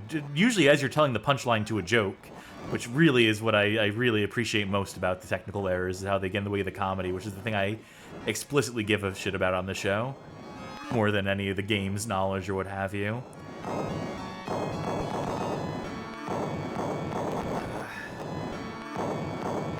So, the starter kit. I just want to focus on the game set now, to be honest. Because the starter kit includes Forest, Storm, and the ability to make it stop smelling from the app. And then it says, and many more to come, such as the smells of gunfire, racing car, and explosions. That is, to be clear, listed under more to come. So right now, you can make your game smell like you're in a forest, make your game smell like you're in a storm. Remember those candles that were the scent of the water rides at Disney World? I don't. Like the whatever chemical they put in the water there. Like chlorine or something? It's not chlorine specifically. There is something specific they use, like a boride or... I don't pretend to know chemicals. I barely pretend to know video games. I've learned that lesson well enough to not pretend like I know video games. Okay. If I looked more into it, what's cool is if you go onto Google and you look up, the thing, it shows the Amazon page and it says it has a 4.8 rating. If you actually go to Amazon, it's a 3.4. And apparently,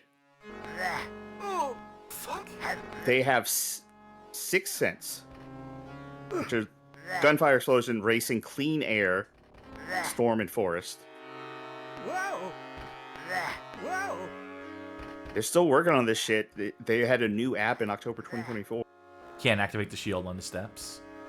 The app lets you check your scent levels, which I feel like would be useful for... Again, completely lost the punchline.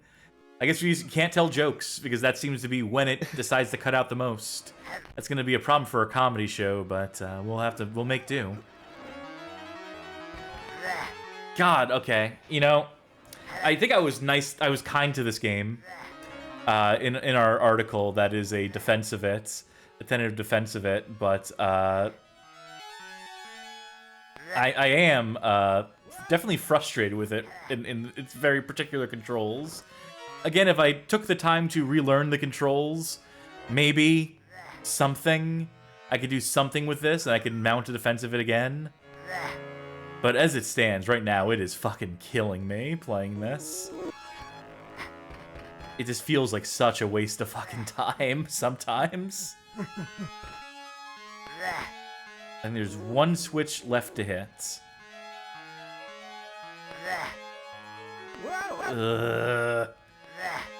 Can't jump over that.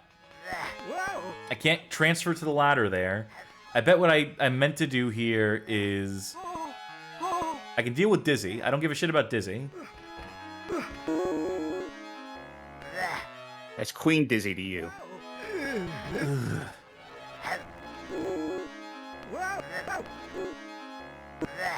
This comes from an era of game design where, you were meant to play games in very particular prescribed ways, right? That it's not bad controls, it's that you haven't learned the way it's meant to be controlled. Right? It's not the game's fault that it controls like fucking ass. It's my fault for not learning the particular way in which it was prescribed to be played. And people get away with that because there was no standardized anything, like as far as like controls were concerned. There are no laws yet about it.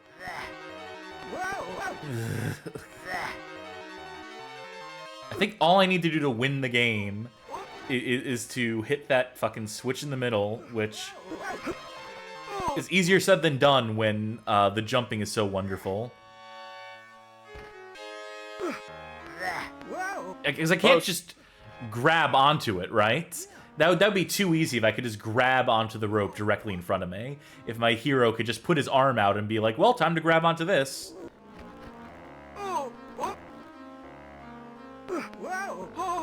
Oh, you know what? That works. That's good enough. It's fine.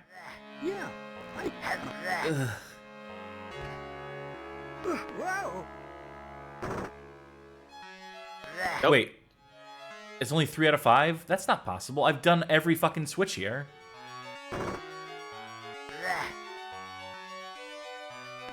And let's see, I need to do them in order.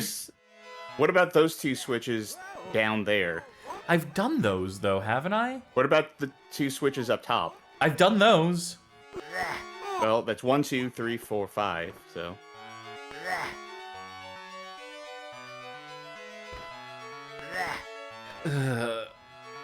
No, the other way. Why does he keep jumping to the right? Jump to the fucking left! I'm facing the fucking left! This game's not bad. This is killing me. Why is it the games that I defend, the games I want to like and have nice things to say about, that make me the most angry? No, stop jumping up there. I just want you to... No. How do I get down, Sharky? I don't know. Why does he keep jumping to the fucking left? I'll just jump right, you motherfucker.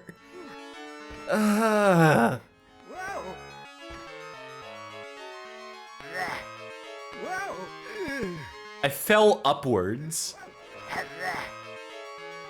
Yeah, I feel like that's been my career so far. Okay, I think it is the 2 that are in there, because if that was your first time getting to that center one, then I feel like you hadn't gotten those 2. I thought I fucking did. How am I supposed to get down there, by the way? Because this is a solid wall, believe it or not. Yeah, so I don't have an answer for you, but I think that's what it is. Oh, when I say down there, I specifically mean... No, I know, but there's no way up from there. Right. Like, I think there's, like, 1 magic pixel from that center platform where you actually can jump down.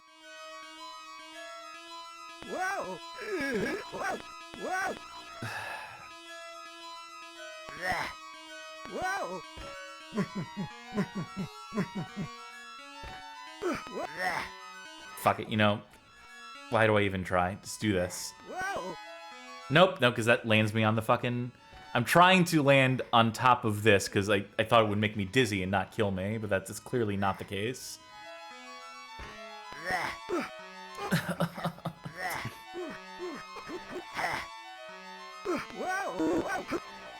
Wait, hold on, that was... There we go. Now I need to just eat the rat damage. Good sentence.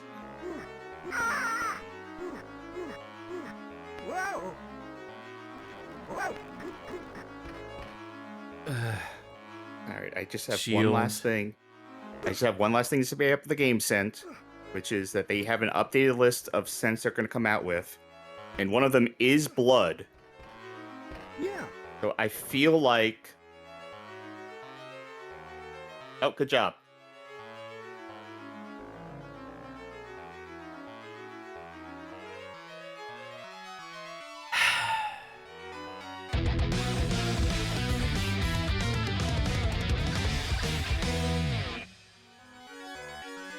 Anyway, I feel like that is going to be my Christmas gift to you, is getting you blood-scented essential oils. Thanks in advance. Thanks for the thought. That was Dark Castle. Congratulations. Yeah, and then it just loops. Same stages.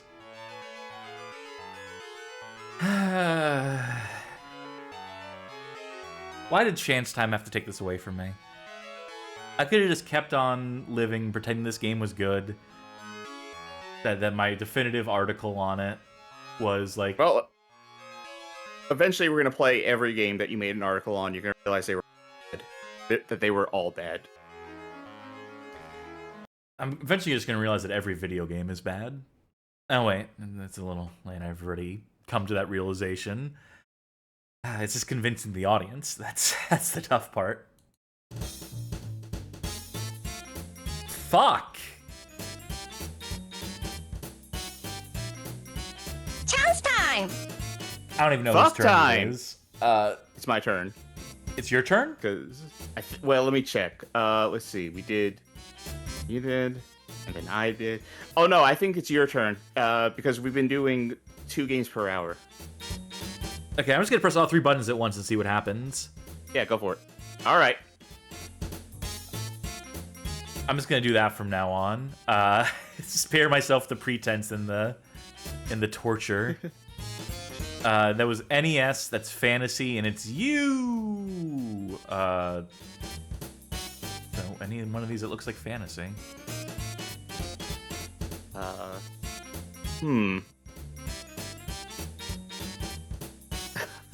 That's no. Cool World. That's fantastical. It's a fantasy setting. It's Caveman Fantasy Girl. games because the the Earth world- was actually created 6,000 years ago. Yeah. Mm-hmm. Not to trample over your punchline there, but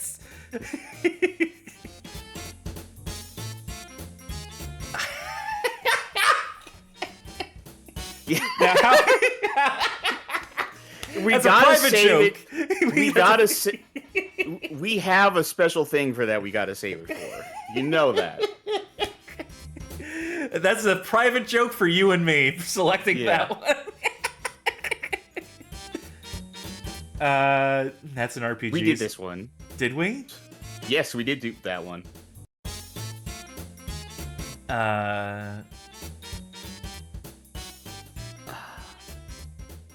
This is like sword. Would you say that like sword and sorcery shit is fantasy? Yeah, yeah. Wait, what is this one? Are we about to find out? Yeah, I think we are. I think I'm gonna make you play Yeah, the this. car lover says, "I think I know what's coming." I bet you don't. Yeah, so what I'm gonna go with. This is one of them our bootleg games.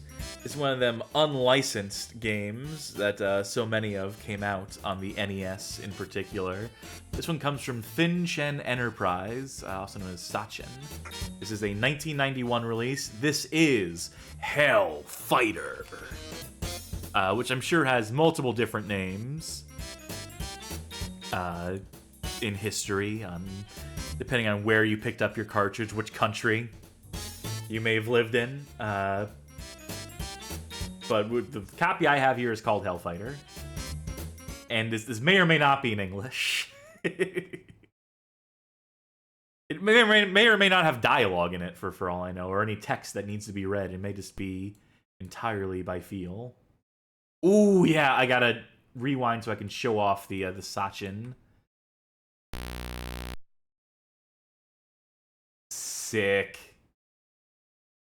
That's how you know they were masters of the technology here.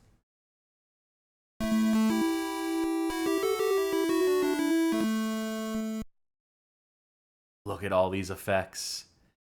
Woo woo. Now, I will say, Doodly doo, doodly doo, doodly doo. and this is an important note that gets lost when talking about unlicensed games and bootleg games and things of that nature. Is that one, the music sucks ass usually. Oh, yeah. But two, it's that not every bootleg game or unlicensed game is necessarily bad, and the people who are making these games are not necessarily untalented. A lot of times it just comes down to like not being given much money, much support, because they knew the market for these games was only going to be so much that, not being able to put them in retail, or at least not like, through reputable retailers, was going to limit the scope and availability of these games. Yeah. So that led to a lot of like budgeting issues and whatnot. But like Also, a lot like, you go ahead. Also, like, not every bootleg game is a granddad. Is a game that is just like another game with like assets like slapped on top of it. that's that's what they call in media res. in title scroll res. On the day the devil crystal ball fell, the world changes with. I'm always saying this. Well, we gotta destroy Satan and the devils. I've got that much.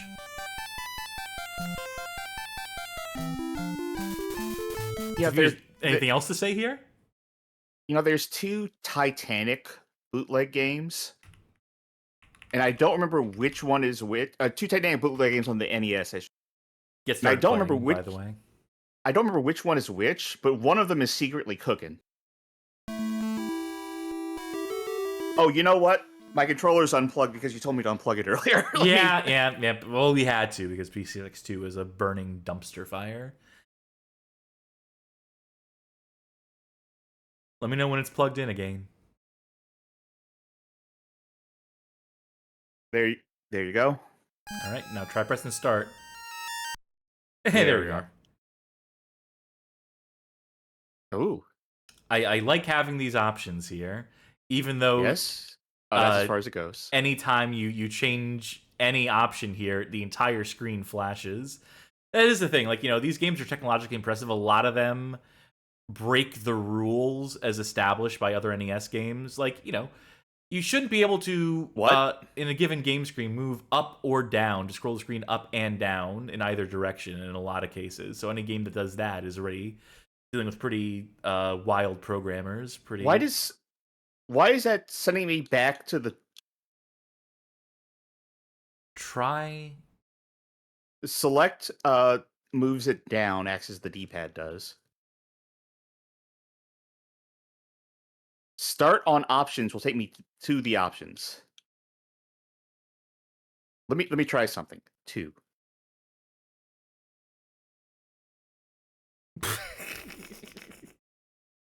Bootleg. Let's see. I have to look up how to start Hellfighter on NES. I'm gonna bring it back down to what it was, and then I'll do one more thing. No. Okay.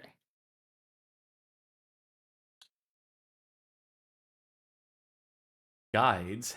How do you start the game? Let me turn rapid off and see if... Turning off the music, making the game more rapid.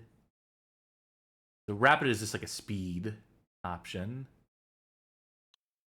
I wonder if this is... Maybe I have like a corrupted ROM here. Probably no. Maybe that's why like the text is busted. I'm going to... In the meantime, I'm going to restart it. Uh-huh. Let it cook with default settings. Sure.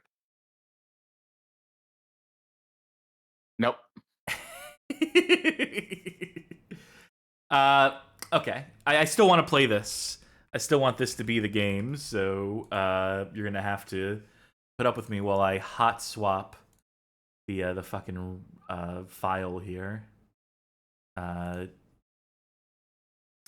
think a lot of these, like my ROM set, my NES ROM set in particular, has survived like multiple computers and collections. So I think some of this shit may be like, I think a couple bits may have been flipped here and there, which is enough to completely ruin. Couple of like cosmic bit flips happening from the sun coming down. Okay. Let's try this. Well, let's see if this...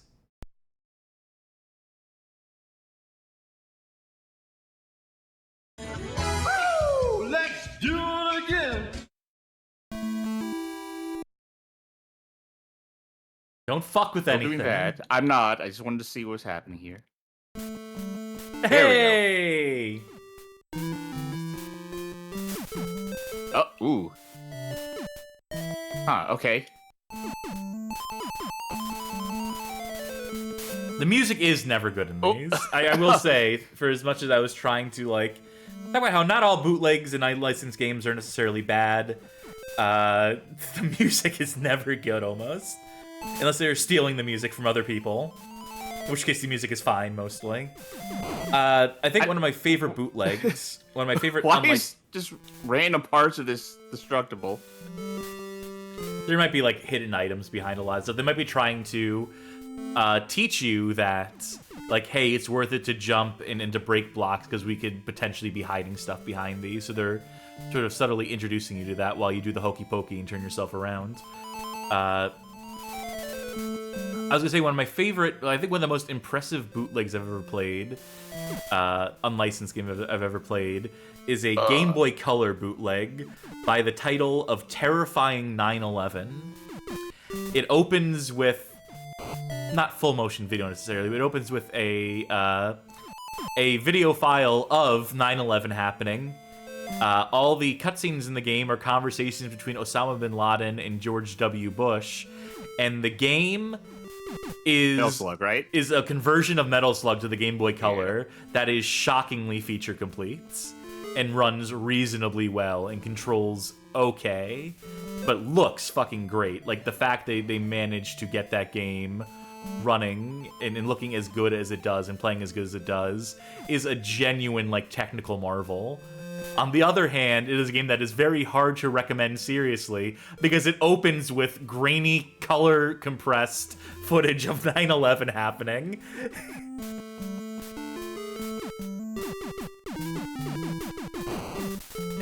I wish this isn't even, like, limited to bootleg games because, you know, actual release NES games do this too. But man, I wish the camera centered a bit more on our character and didn't let him go so far to the right, the edge of the screen. You think that's acid rain that hurts you? No, not that bad. I'm not fucking rewinding you. We can get through this. Show off a little more of it. Oh no, it's Castlevania the Adventure all over again. Tiny little platforms. Probably not that bad. Yeah, this no, is they're more fairly forgiving. generous. Aw, that's acid. Fuck. Land it. I was gonna say there's a decent range of frames of animation on our guy. Yeah, I can do this. This is down and attack. Down does not crouch, but if you do down and attack, he'll just do that. Which may be an attack, but it looks like it would kill me.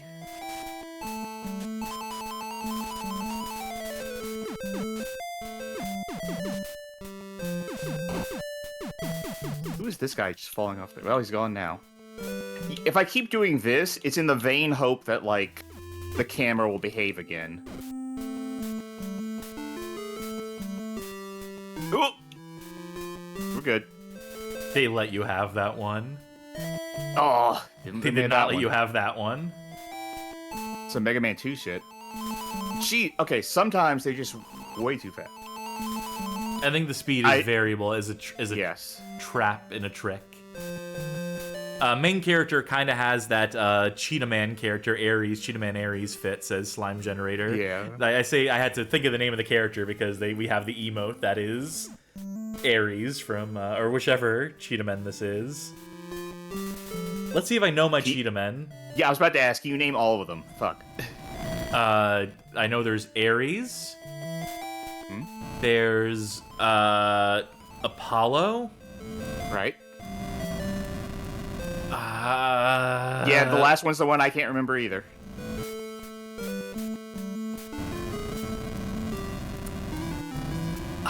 It's the Archer, because Hercule. Right.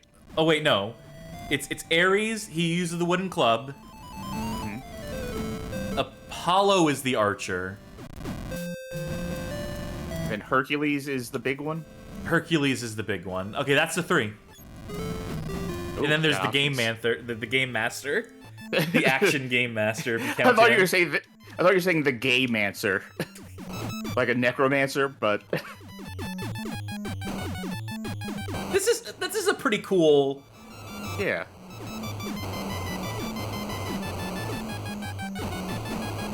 Tiger Chimera says, and Mikey, he's the party dude. Shut up. In no way are the Cheetah Men anything like the Teenage Mutant Ninja Turtles. What are you talking about? Folks, watch our episode where we play through every single game in the Action 52 and also go over some of the history of the Action 52.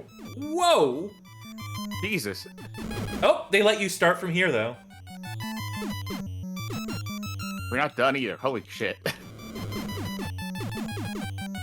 Alright, yeah, send another one.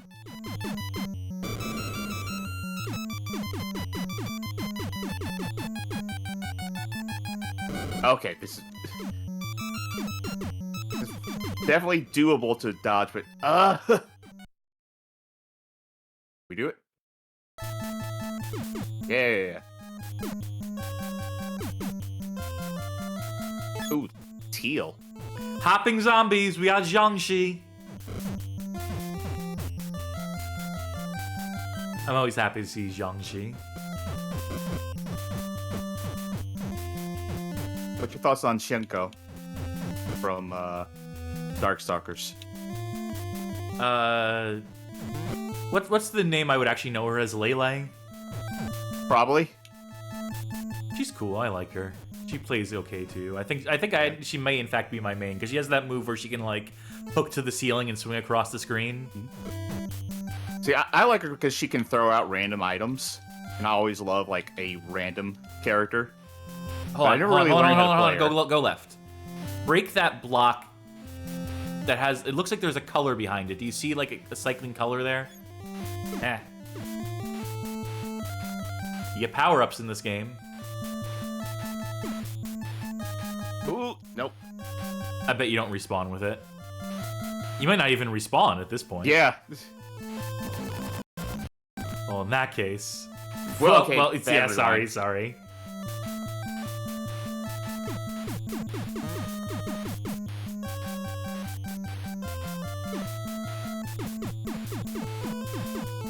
Yeah, just mash that. I should show you this movie sometime. I'm trying to remember the name of it.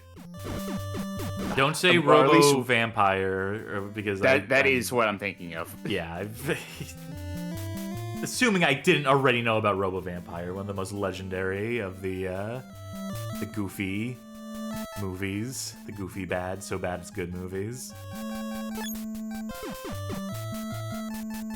I don't understand how this section is supposed to work. I would just jump across. Yeah. Who gives a damn how it's supposed to work? You just get through it any way you can. Well, that's... You should have seen that coming. I mean, what else were they supposed to do? They're not gonna, like, dispense health at you, right? I mean, yeah, but I was, like, trying to blow them up beforehand, and then they were like, well, it's not actually doing anything, so... Now it's a little more mean.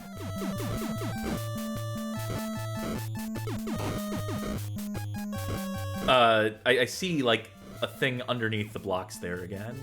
I don't know what it is or how you would get it, but there must be, like, some way to break those blocks, and... I appreciate that the jumps in this game, they give you a little bit of latitude.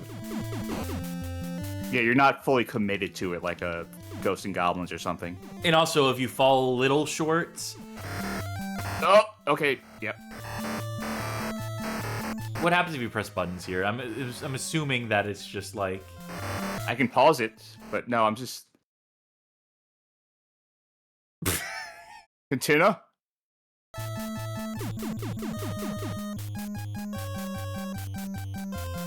Yeah, I think it's probably worth it to, Oh, they gave you it right at the top. That's nice of them. Yeah, you just have to know what color it is. Do you think it just cycles through all the different potential permutations of power-up? Yeah, that's what it's doing. Look, that one on the left again. I can see it, like, yeah. Use the kick on it from the other, yeah. No. Oh, wait. Okay. Let's see what all the different ones do. What's this one do? Okay, rewind me, because I think by clicking it again, I undid it. Okay, that's all the colors, yeah. I think red is either like a power-up or speed-up. See the one on your left again? Right there? Yeah. Blue is a orbit. The teal is like a slower but larger shot. And that orange one gives me this triple shot, but I think if I collect it twice, it puts me back down to a single shot. Slime Generator pointing out quite accurately that the bootleg game is the most legit-looking game played tonight. Please stay winning. Yeah, this is probably, like, the best game we've played tonight. Yeah. So, of course, you get to play it, and I have to suffer. I'm sure the next game will be, like, cock and ball torture for the Sega Genesis. Played by me. And what's the theme? Cock and balls. All right. I know we shouldn't have put this block on. I shouldn't have added the graphic for this. It was only going to result in trouble. Why did it make it look so realistic, too?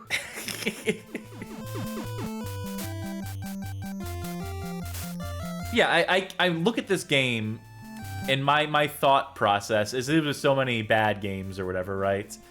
As it was so many games in general, it's like, how could I fix it? I could fix him. I could fix Hellfighter. One, the music. Two, I would have a crouch. I would have it so that holding down puts you in crouch, and then you can also have a crouch kick if you want to have it so you can... I timed that poorly. Yeah. I feel like that would make it a lot easier to dodge stuff. Which is, definitely essential. I'd have a health bar. I understand the want to have, like, these one-hit and you're dead type games. It's very Oven era. I would have, like, a couple hits. I would have it like the Ghost and Goblin system where you get hit and maybe, like, your shirt falls off. The image on the cover of this game, by the way, is like a bare-chested gladiator type. And this guy looks like Prince of Persia's less agile cousin. And plays a bit like it, too. At times, it seems. Especially with how many traps make up the environment here. Maybe more variety of attacks. Have some of those orbs, power-ups, like, correspond to, like... different types of attack. Ooh, this is cool, though. You always love to see this. Found the safe spot. Ooh, okay. Thank God for those blue orbs. Yeah. I wonder how many of those you can have. That definitely makes things easier.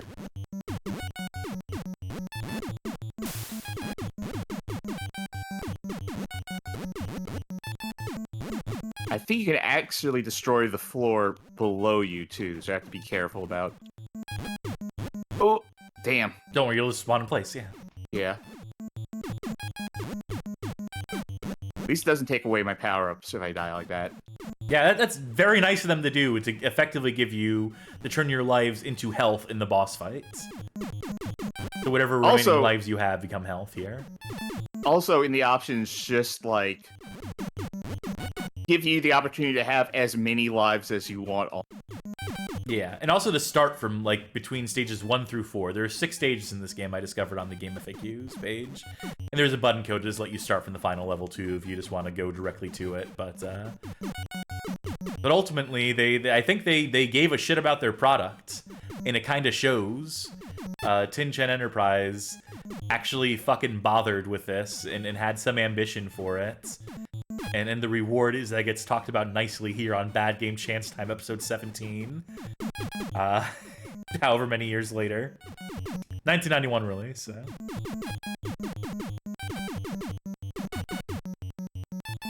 I win. Try going right. Oh! Oh! Well, that was mean. Okay, Ooh. yep. Gotta be careful with that. Yeah, now it's getting... the game itself is getting angry at me. I got it. Third phase? No. Do you want to call this one here so we can move on to one last game for the night? Oh, yeah, especially with the screen flashing popping up, but I do like the snow in the foreground. That is a nice touch as well. I'm a sucker for the small things like that. But that'll do it for Hellfighter. which easily the best game we've played tonight, which again is a condemnation of video games as a whole, in my esteemed opinion, as the bad game queen. Or a endorsement of indie game developers. It's fucking time to play one last round of Chance time! Darky, join the dark side. Just press go. all three of them at once. Just tell me to press all three of them at once. Press the first two at once. Okay, all right. Let me know when. Go. All right, an arcade sci-fi game. Now, who is playing it? I am. Okay. Yeah. Well, there's a billion of these. These were a dime a dozen at a moment in time. Something that a subject that I have a lot of interest in, but I can't find a way to make interesting or compelling, was just how many Space Invaders ripoffs were coming out in the immediate wake of Space Invaders, and Nintendo getting in on it with their fucking Space Fever series and shit, and just so many games that were. But that's a story for another time. You pick something while I step away for a second. I'll come back to be surprised. Ignore the fact that I'm wearing my headphones the whole time. Yes. I can't well make you play fucking Radar Scope, which is another one of Nintendo's attempts to do a Space Invade.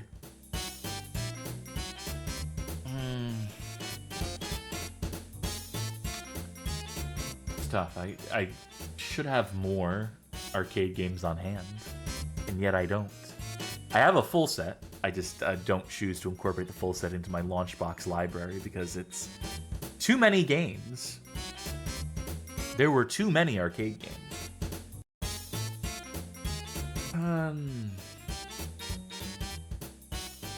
Why did it have to be sci-fi? There are some games here. Games I would just love to. We've done Robot Bowling before. I was like, oh, Robot! And I'm like, oh, fuck, it's Robot Bowling by Exidy before they were Schlock and Shock Masters. This was their Robot Bowling game. More Innocent Times. Z80 Gaming. Oh, you know what?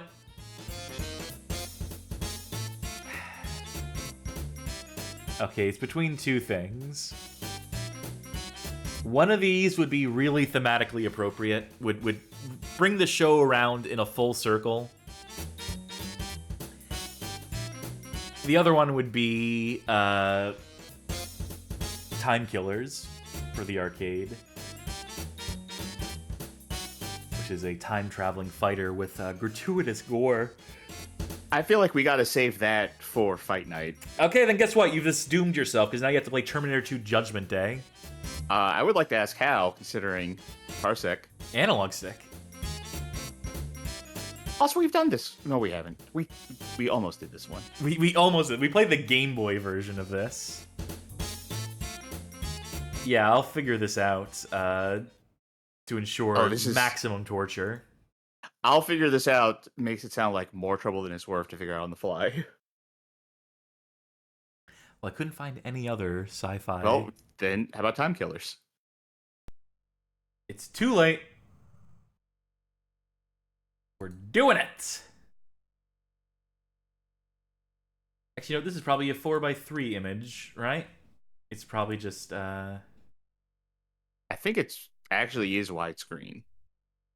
Because I think that's how the cabinet looked. Input settings, this machine.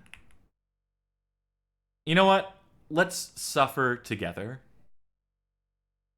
I will be on the mouse. You try moving around your analog stick. Okay.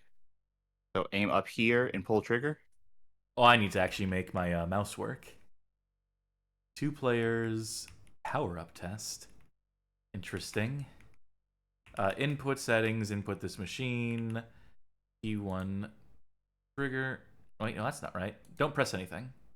Okay. Oh, I see what's happening. Mouse or X-axes. Do you not want me to be player 1? No, I'm a try to be player 1 for this. You know, I think I need to edit an INI file. That's ultimately what I need to do here. Time Uno momento, killers. or CFG file. I just need to enable mouse. It's literally like one line of code. Have I ever mentioned that MAME sucks ass? That have I ever complained about MAME on this show before? I complain about every other emulator on the market. I feel like I should complain about MAME and how it's stuck in the fucking mid 90s in terms of development, in terms of the design ethos, and how as much as I hate modern emulator UI, Jesus Christ, is this shit trapped in the mid 90s and maintained by people who are like machines, who have no thought or even like, you know, the ability to conceive of empathy for human beings who would try to play arcade games outside of maintaining their own fucking arcade cabinets, running MAME ecosystems. Okay, this would probably work. I've probably got it here. I've probably gone and got it. I see my mouse. That's a good start. Yeah, there we go. Up. Left click. Right click. And give me a trigger button. Give me shoot gun. Give me use bomb. Oops, I accidentally moved the mouse in a millimeter, and that caused problems. That's all right, because it is up and running now. And yeah, I think it is actually meant to be 1 by 1. Or let me see what the 16 by 9 looks like. I'm doing all this shit on the fly, and I'm sorry for it. Yeah, it's not quite. It's like a 16 by 10. Yeah. I mean, it definitely is supposed to be seen in a wider screen. Yeah, we're just gonna go with this. I mean, this ultimately works. I have a I done went and switched to the widescreen, the 16 by 9 stage for this, so that'll ultimately get us where we want to be with this. I need to also switch to T2, the arcade game, on Twitch. Okay, right now your player 1 start is move mouse. Yeah, that's because again, MAME is Yeah. bad. Terminator 2. I think I've chosen the right one. All right, 5, and then for you, it's a select button. Okay. Okay. This is me. Nice shot. Nice shot. Nice shot. Okay. Yeah, it's your cue. That's as far up as I can go. Nice shot. Yep. That's where my dead zone is. Right, and then that's as far down as I can go. No problemo. Okay. So for those of you who don't know, this was a game developed and published by Midway in 1991. If you ever played Revolution X, it is a update on this underlying technology. This game was perceived as being massively impressive in terms of technology, in terms of what it presented on the screen and moment-to-moment gameplay. That these digitized sprites at this scale, filling up the screen at this resolution, this game is a technical wonder. There is one problem. This game is fucking dog shit. This game is absolutely the antithesis of fun to actually play. Was designed just to suck your quarters. You know, someone I know actually took a photo at an arcade with a Revolution X machine today. They were right in front of the Revolution X cabinet, and they were holding up a copy of Busta Rhymes' "Everything Remains Raw" on PSP UMD video, It's Judgment Day. which is some sort of mood. I don't know what mood. Hold on. I might be able to crosshair options. I'm just gonna have yours be always. Let's have our crosshairs be always visible, so they're not fading out. We'll just move it into the corners if we ever need to. Sure. Now, I have some different options here for crosshair. Do you see? I like mine as the default. You like the default? I'll Yeah. keep mine as default too. We'll stick to default. Let me also just make sure it's the pixel aspect ratio. It's Yes, it is. it's larger, which makes it easier for me to see. Maintain aspect ratio. Awesome. Okay. That's as ready as we can get for Terminator 2.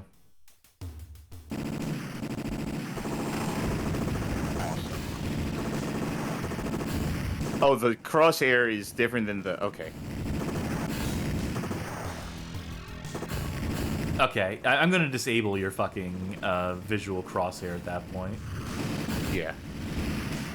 It's true for both of us, is the thing. Yeah, I forgot that, again, not real light guns, because they, the way they calibrate is unique, because of the way they work. So let's go ahead and get rid of those crosshairs. Yeah, that's better. So we absolutely need to get as much gear as possible from the boxes afforded to us. There is a stage in this game that is just so fucking mean. It is the truck level, which I believe is the second or third level in this game, which has to just be one of the most insidious fucking levels. That, and also the level where you protect John Connor. And really all levels in this game. I think there's a grand total of 4 of them, and each of them are designed just to fuck with you. Designed by bad people making a game that is visually and technically, again, the cutting edge. But in terms of actual gameplay, it can only be described as contemptuous. It is purely cynical, as an assault on the audience, on the consumer. Great shot. I would say the extent to which I'm actually playing this game is tenuous, at best. I'm not sure how much that would be improved by actually playing with the gun or with a mouse. Not much, is the honest truth, because again, Yeah. the actual mounted gun, because this was a mounted gun, the guns in the cabinet were mounted to the machine, so they had what often felt like a limited range of motion, because they were never calibrated right. Every time I've seen a T2 machine in the wild, they did not do the right things for the calibration screen, so you can't aim fully to the left or right, which makes the game impossible to play. It just seems like, of all the ways to play, analog stick seems to be one of the least preferable options. Reloaded. Terminated. Excellent. Excellent. Let's go. There you go. Press By the way- side button for alternate weapon. What? Yeah, you have. That's why I had you bind a bomb button. Oh, that's what bomb... Oh, okay. I mean, they could have said press side button for bomb. Or missile. They call it missiles, and you have the ammo counter underneath your thing at all times.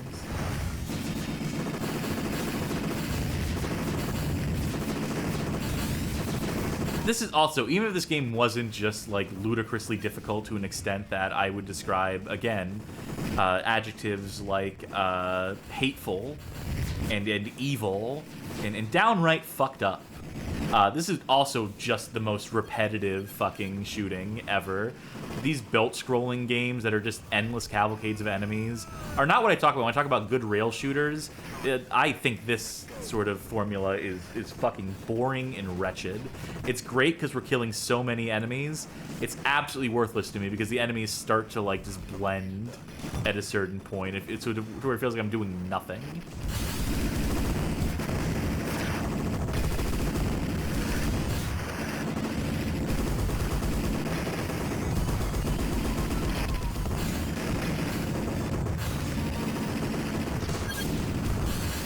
Definitely losing track of... Get some more coins in. Let's go.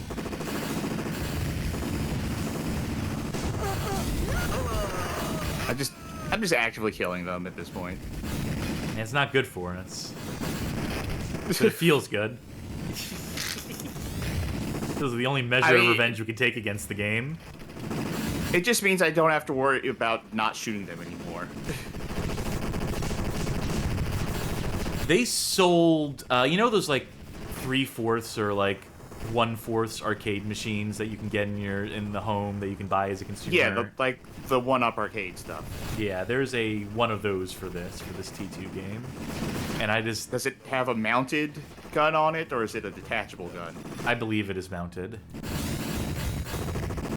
And I can't imagine the kind of person who would love this game that much, who would convince himself this game is any good. That'd be like buying a fucking Haunted Castle arcade machine for the home. I don't have the room for it, but I feel like there's a couple of those machines. I mean, okay, I would probably only ever get one, but there are a couple of those machines that have selections that I think I would actually like. Wouldn't be this, but I mean, at that point, really, like, the correct answer is to get like a MAME machine that you can just put whatever you want on it.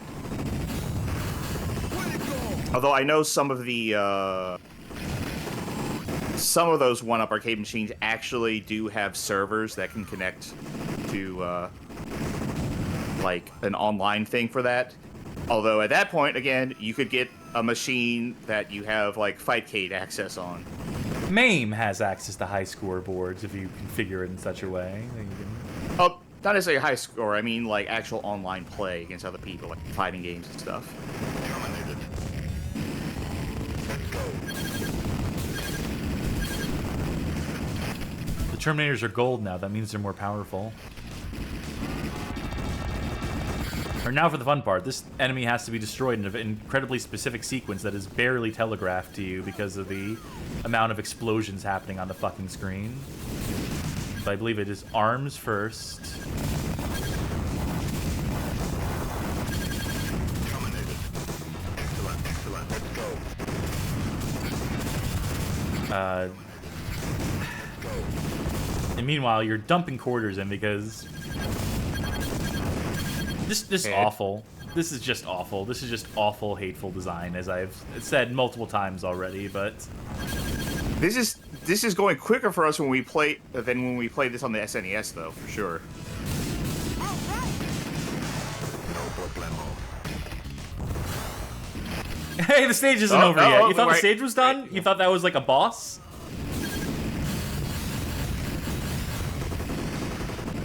How did they fit so many Terminators in that thing? It's your clown car.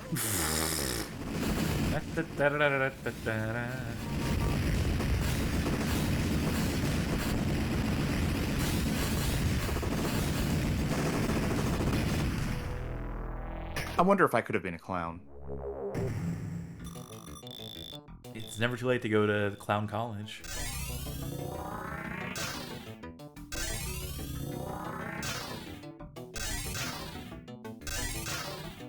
Yeah, you know, I took a job streaming online to pay my way through clown college.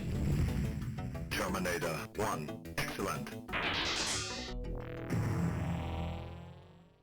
All right. Oh, the third stage is the really miserable stage.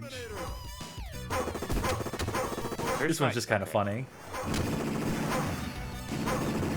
Right, okay. Yeah, the third stage is the truck level.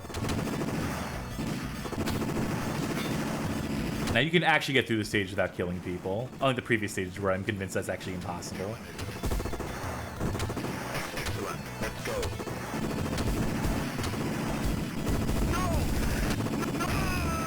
I didn't say we were going to get through without killing people. I just said it was possible.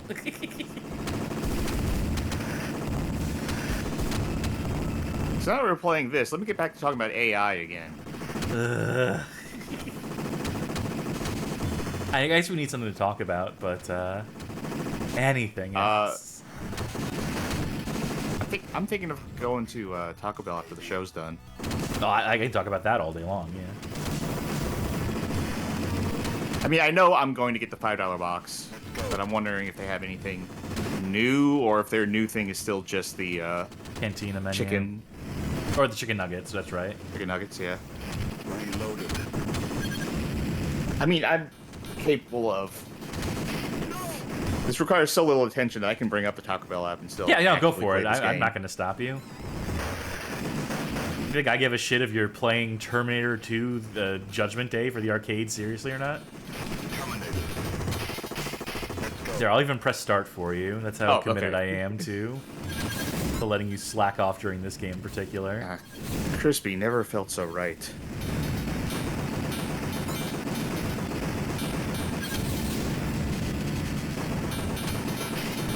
How long can you hang on one screen in one of these games before the audience realizes that you're wasting their fucking time and money?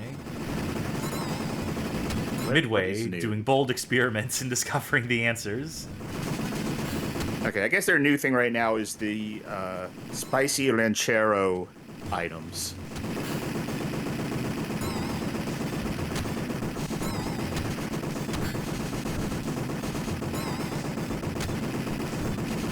So I'm pretty frugal when it comes to fast food, so I know I'm just going to be getting the $5 box. And that's ultimately what I do every time, too.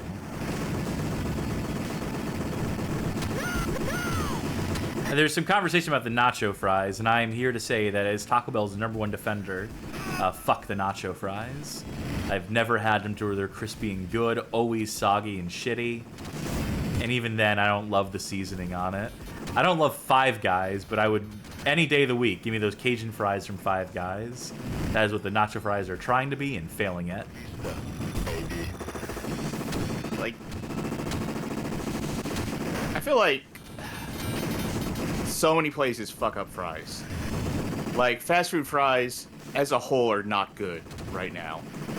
Haven't been for a while. We're getting Orange Star and Slime Generator saying, in a double case saying, just agreeing with my nacho fries take. Like, good fries are... Five Guys are pretty good. Curly fries at, like, an Arby's or a Jack in the Box are pretty good.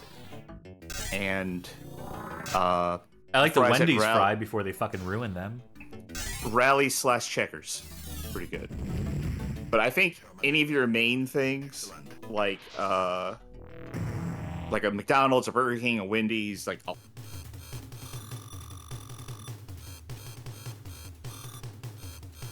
it's on us.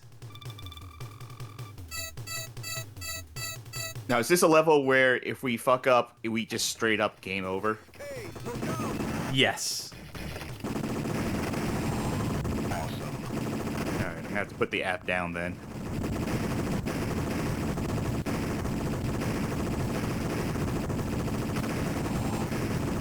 Did this machine have like a force feedback on the gun? Does it rumble in your hands? It might have been intended to, but I'm absolutely sure when I've played it in the arcades, it didn't. Okay. Oh, right. But, okay, whatever. It's so fucking big on the screen, and we've lost the gunner, and the truck is already half destroyed.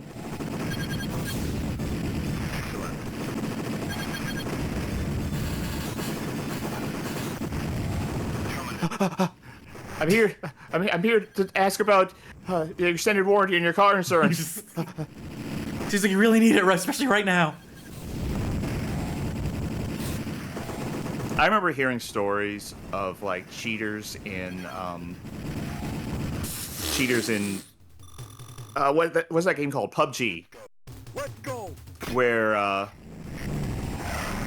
people would be like driving in their cars in the game, and players would be running alongside the car and keeping pace while yelling at them using proxy chat about how they could get these speed hacks too and what websites to find them at.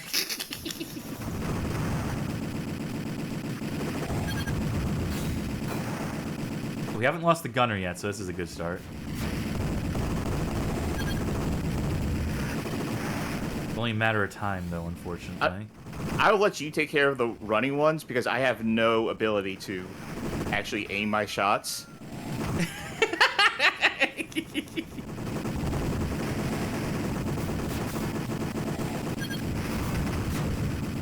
Just don't shoot John.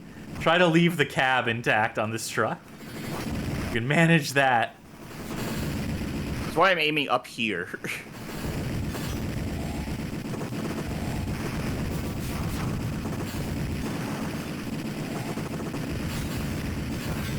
You ever fuck with a poutine? I've always wanted to. I've always wanted poutine, but I've living where I live, I have not had the opportunity to have. Oh, well. I'd have to literally go make it myself. Let's go. Let's go. Try again. Let's go. Okay, where's my... Okay, there it is.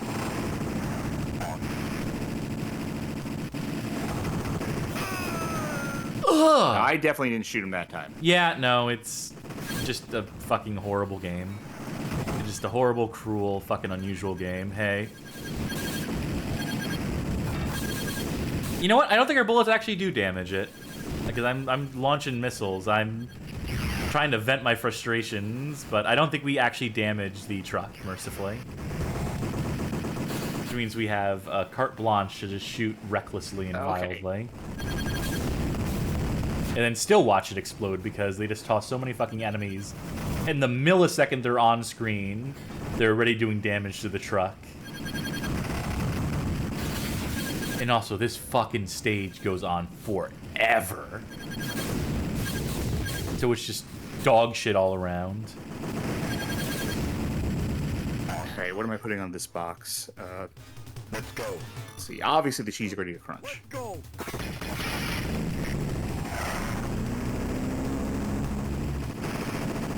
It's a personal challenge I would like to make this through it on stream.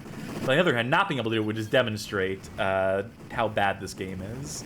And why everyone who still stands up for this game pretends that it's good is wrong.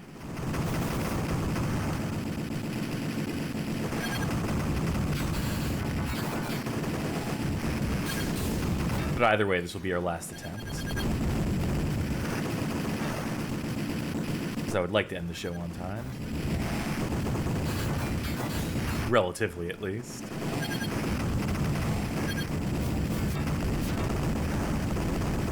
Surprised the gunner's still alive. God, I shouldn't have said that.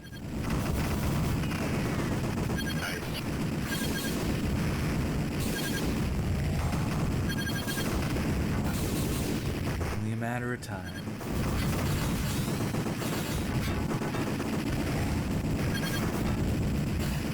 Yeah, the second those things appear on screen, shoot missiles towards the center. Or try to lead it as much as possible. Oh, the tires are okay. Don't worry, the tires are still there.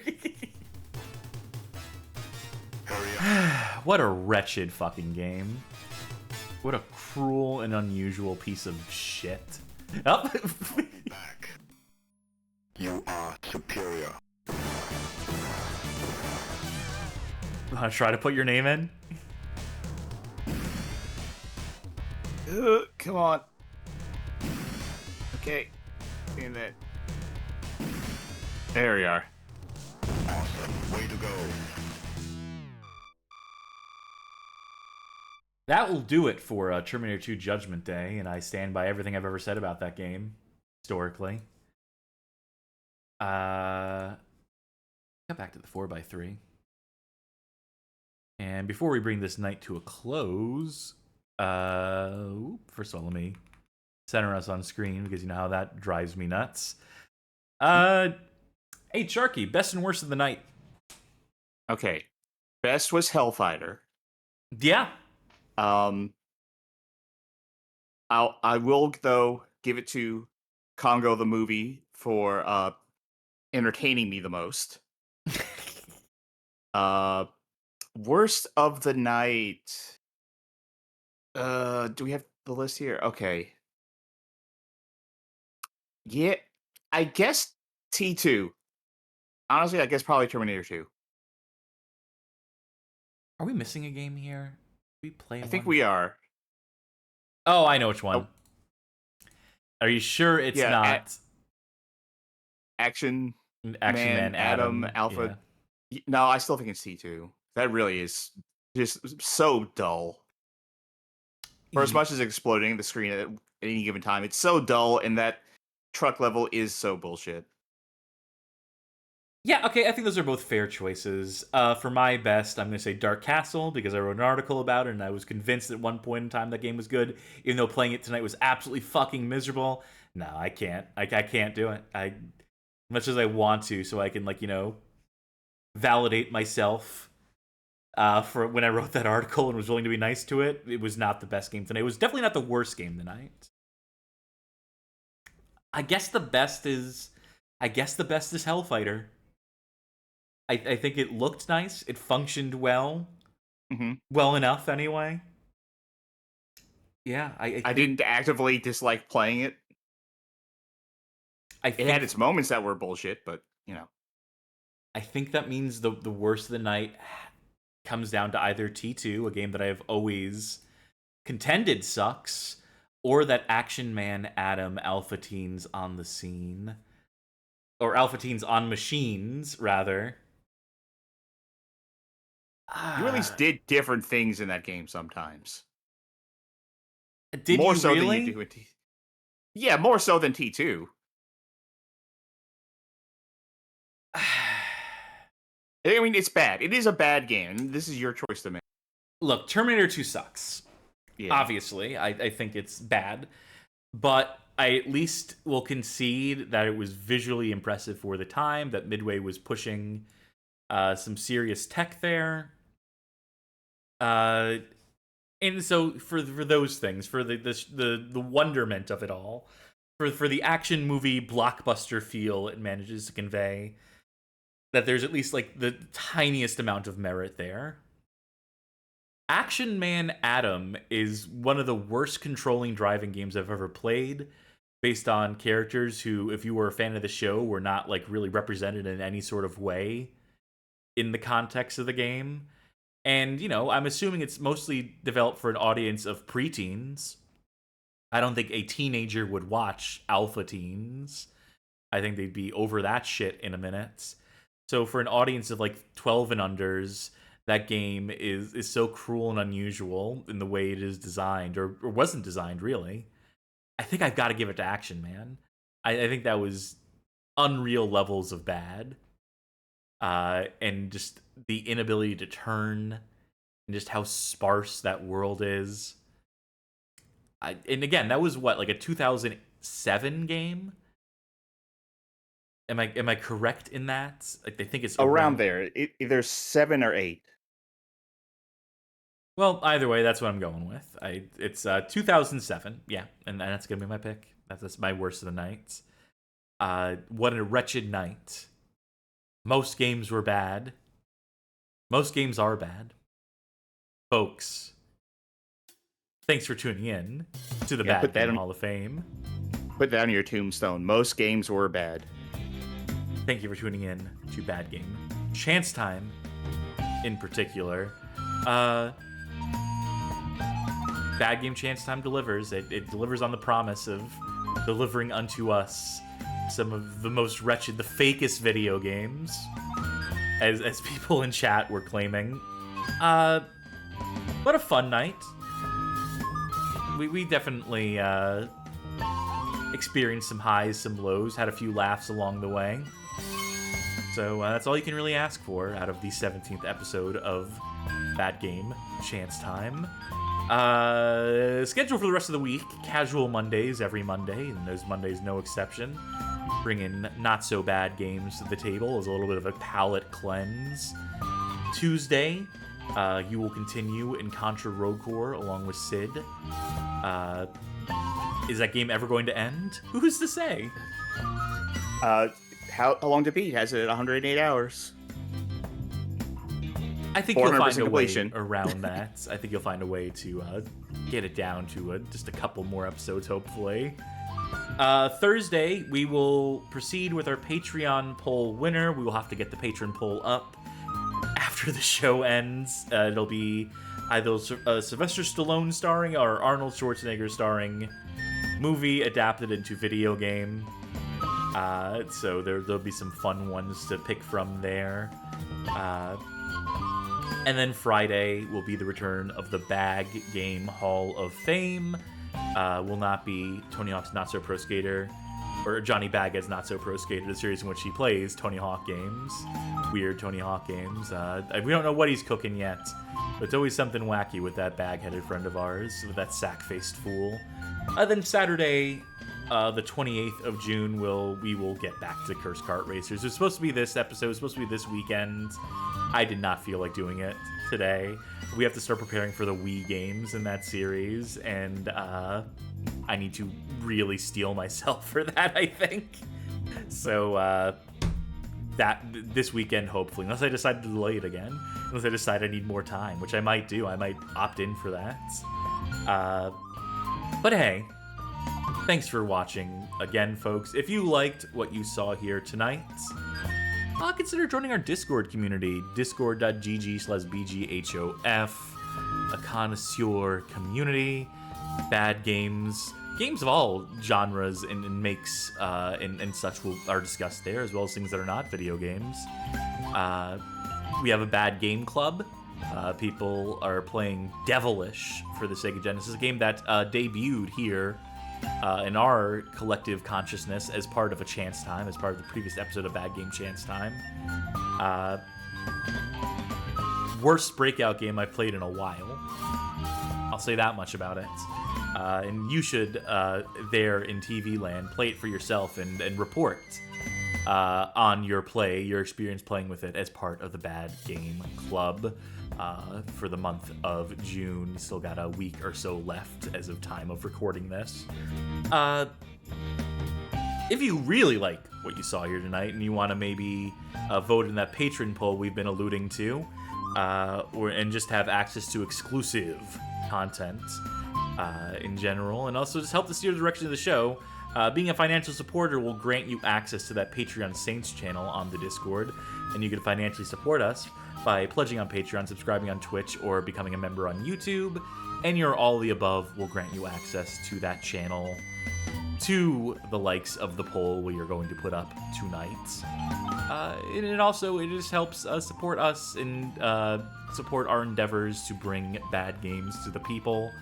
And we'd appreciate you if you considered supporting us in such a way.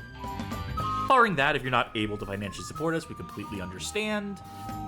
If you're still looking for a way to help support the show, you can always share it with folk you know. One of the best ways to do so is on our YouTube channel. There's a playlist. If you go to our YouTube channel at Bad Game Hall of Fame, there's a playlist called Suggested Viewing. It is 20 hand-picked episodes that we think make for good onboarding onto this show of ours that you might be so compelled to show to a friend and have them pick an episode from there if they are so inclined. Or maybe you know someone who loves Congo, the movie. That's their favorite movie film, and they never knew there were video game tie-ins, let alone prototypes for tie-ins to it, and maybe they'll get a kick out of watching those gorillas getting jibbed. We leave it to your discretion, dear viewer. That's all I feel fit to plug at this current juncture, as far as show stuff. Who can we raid? Who's streaming at this oddball hour?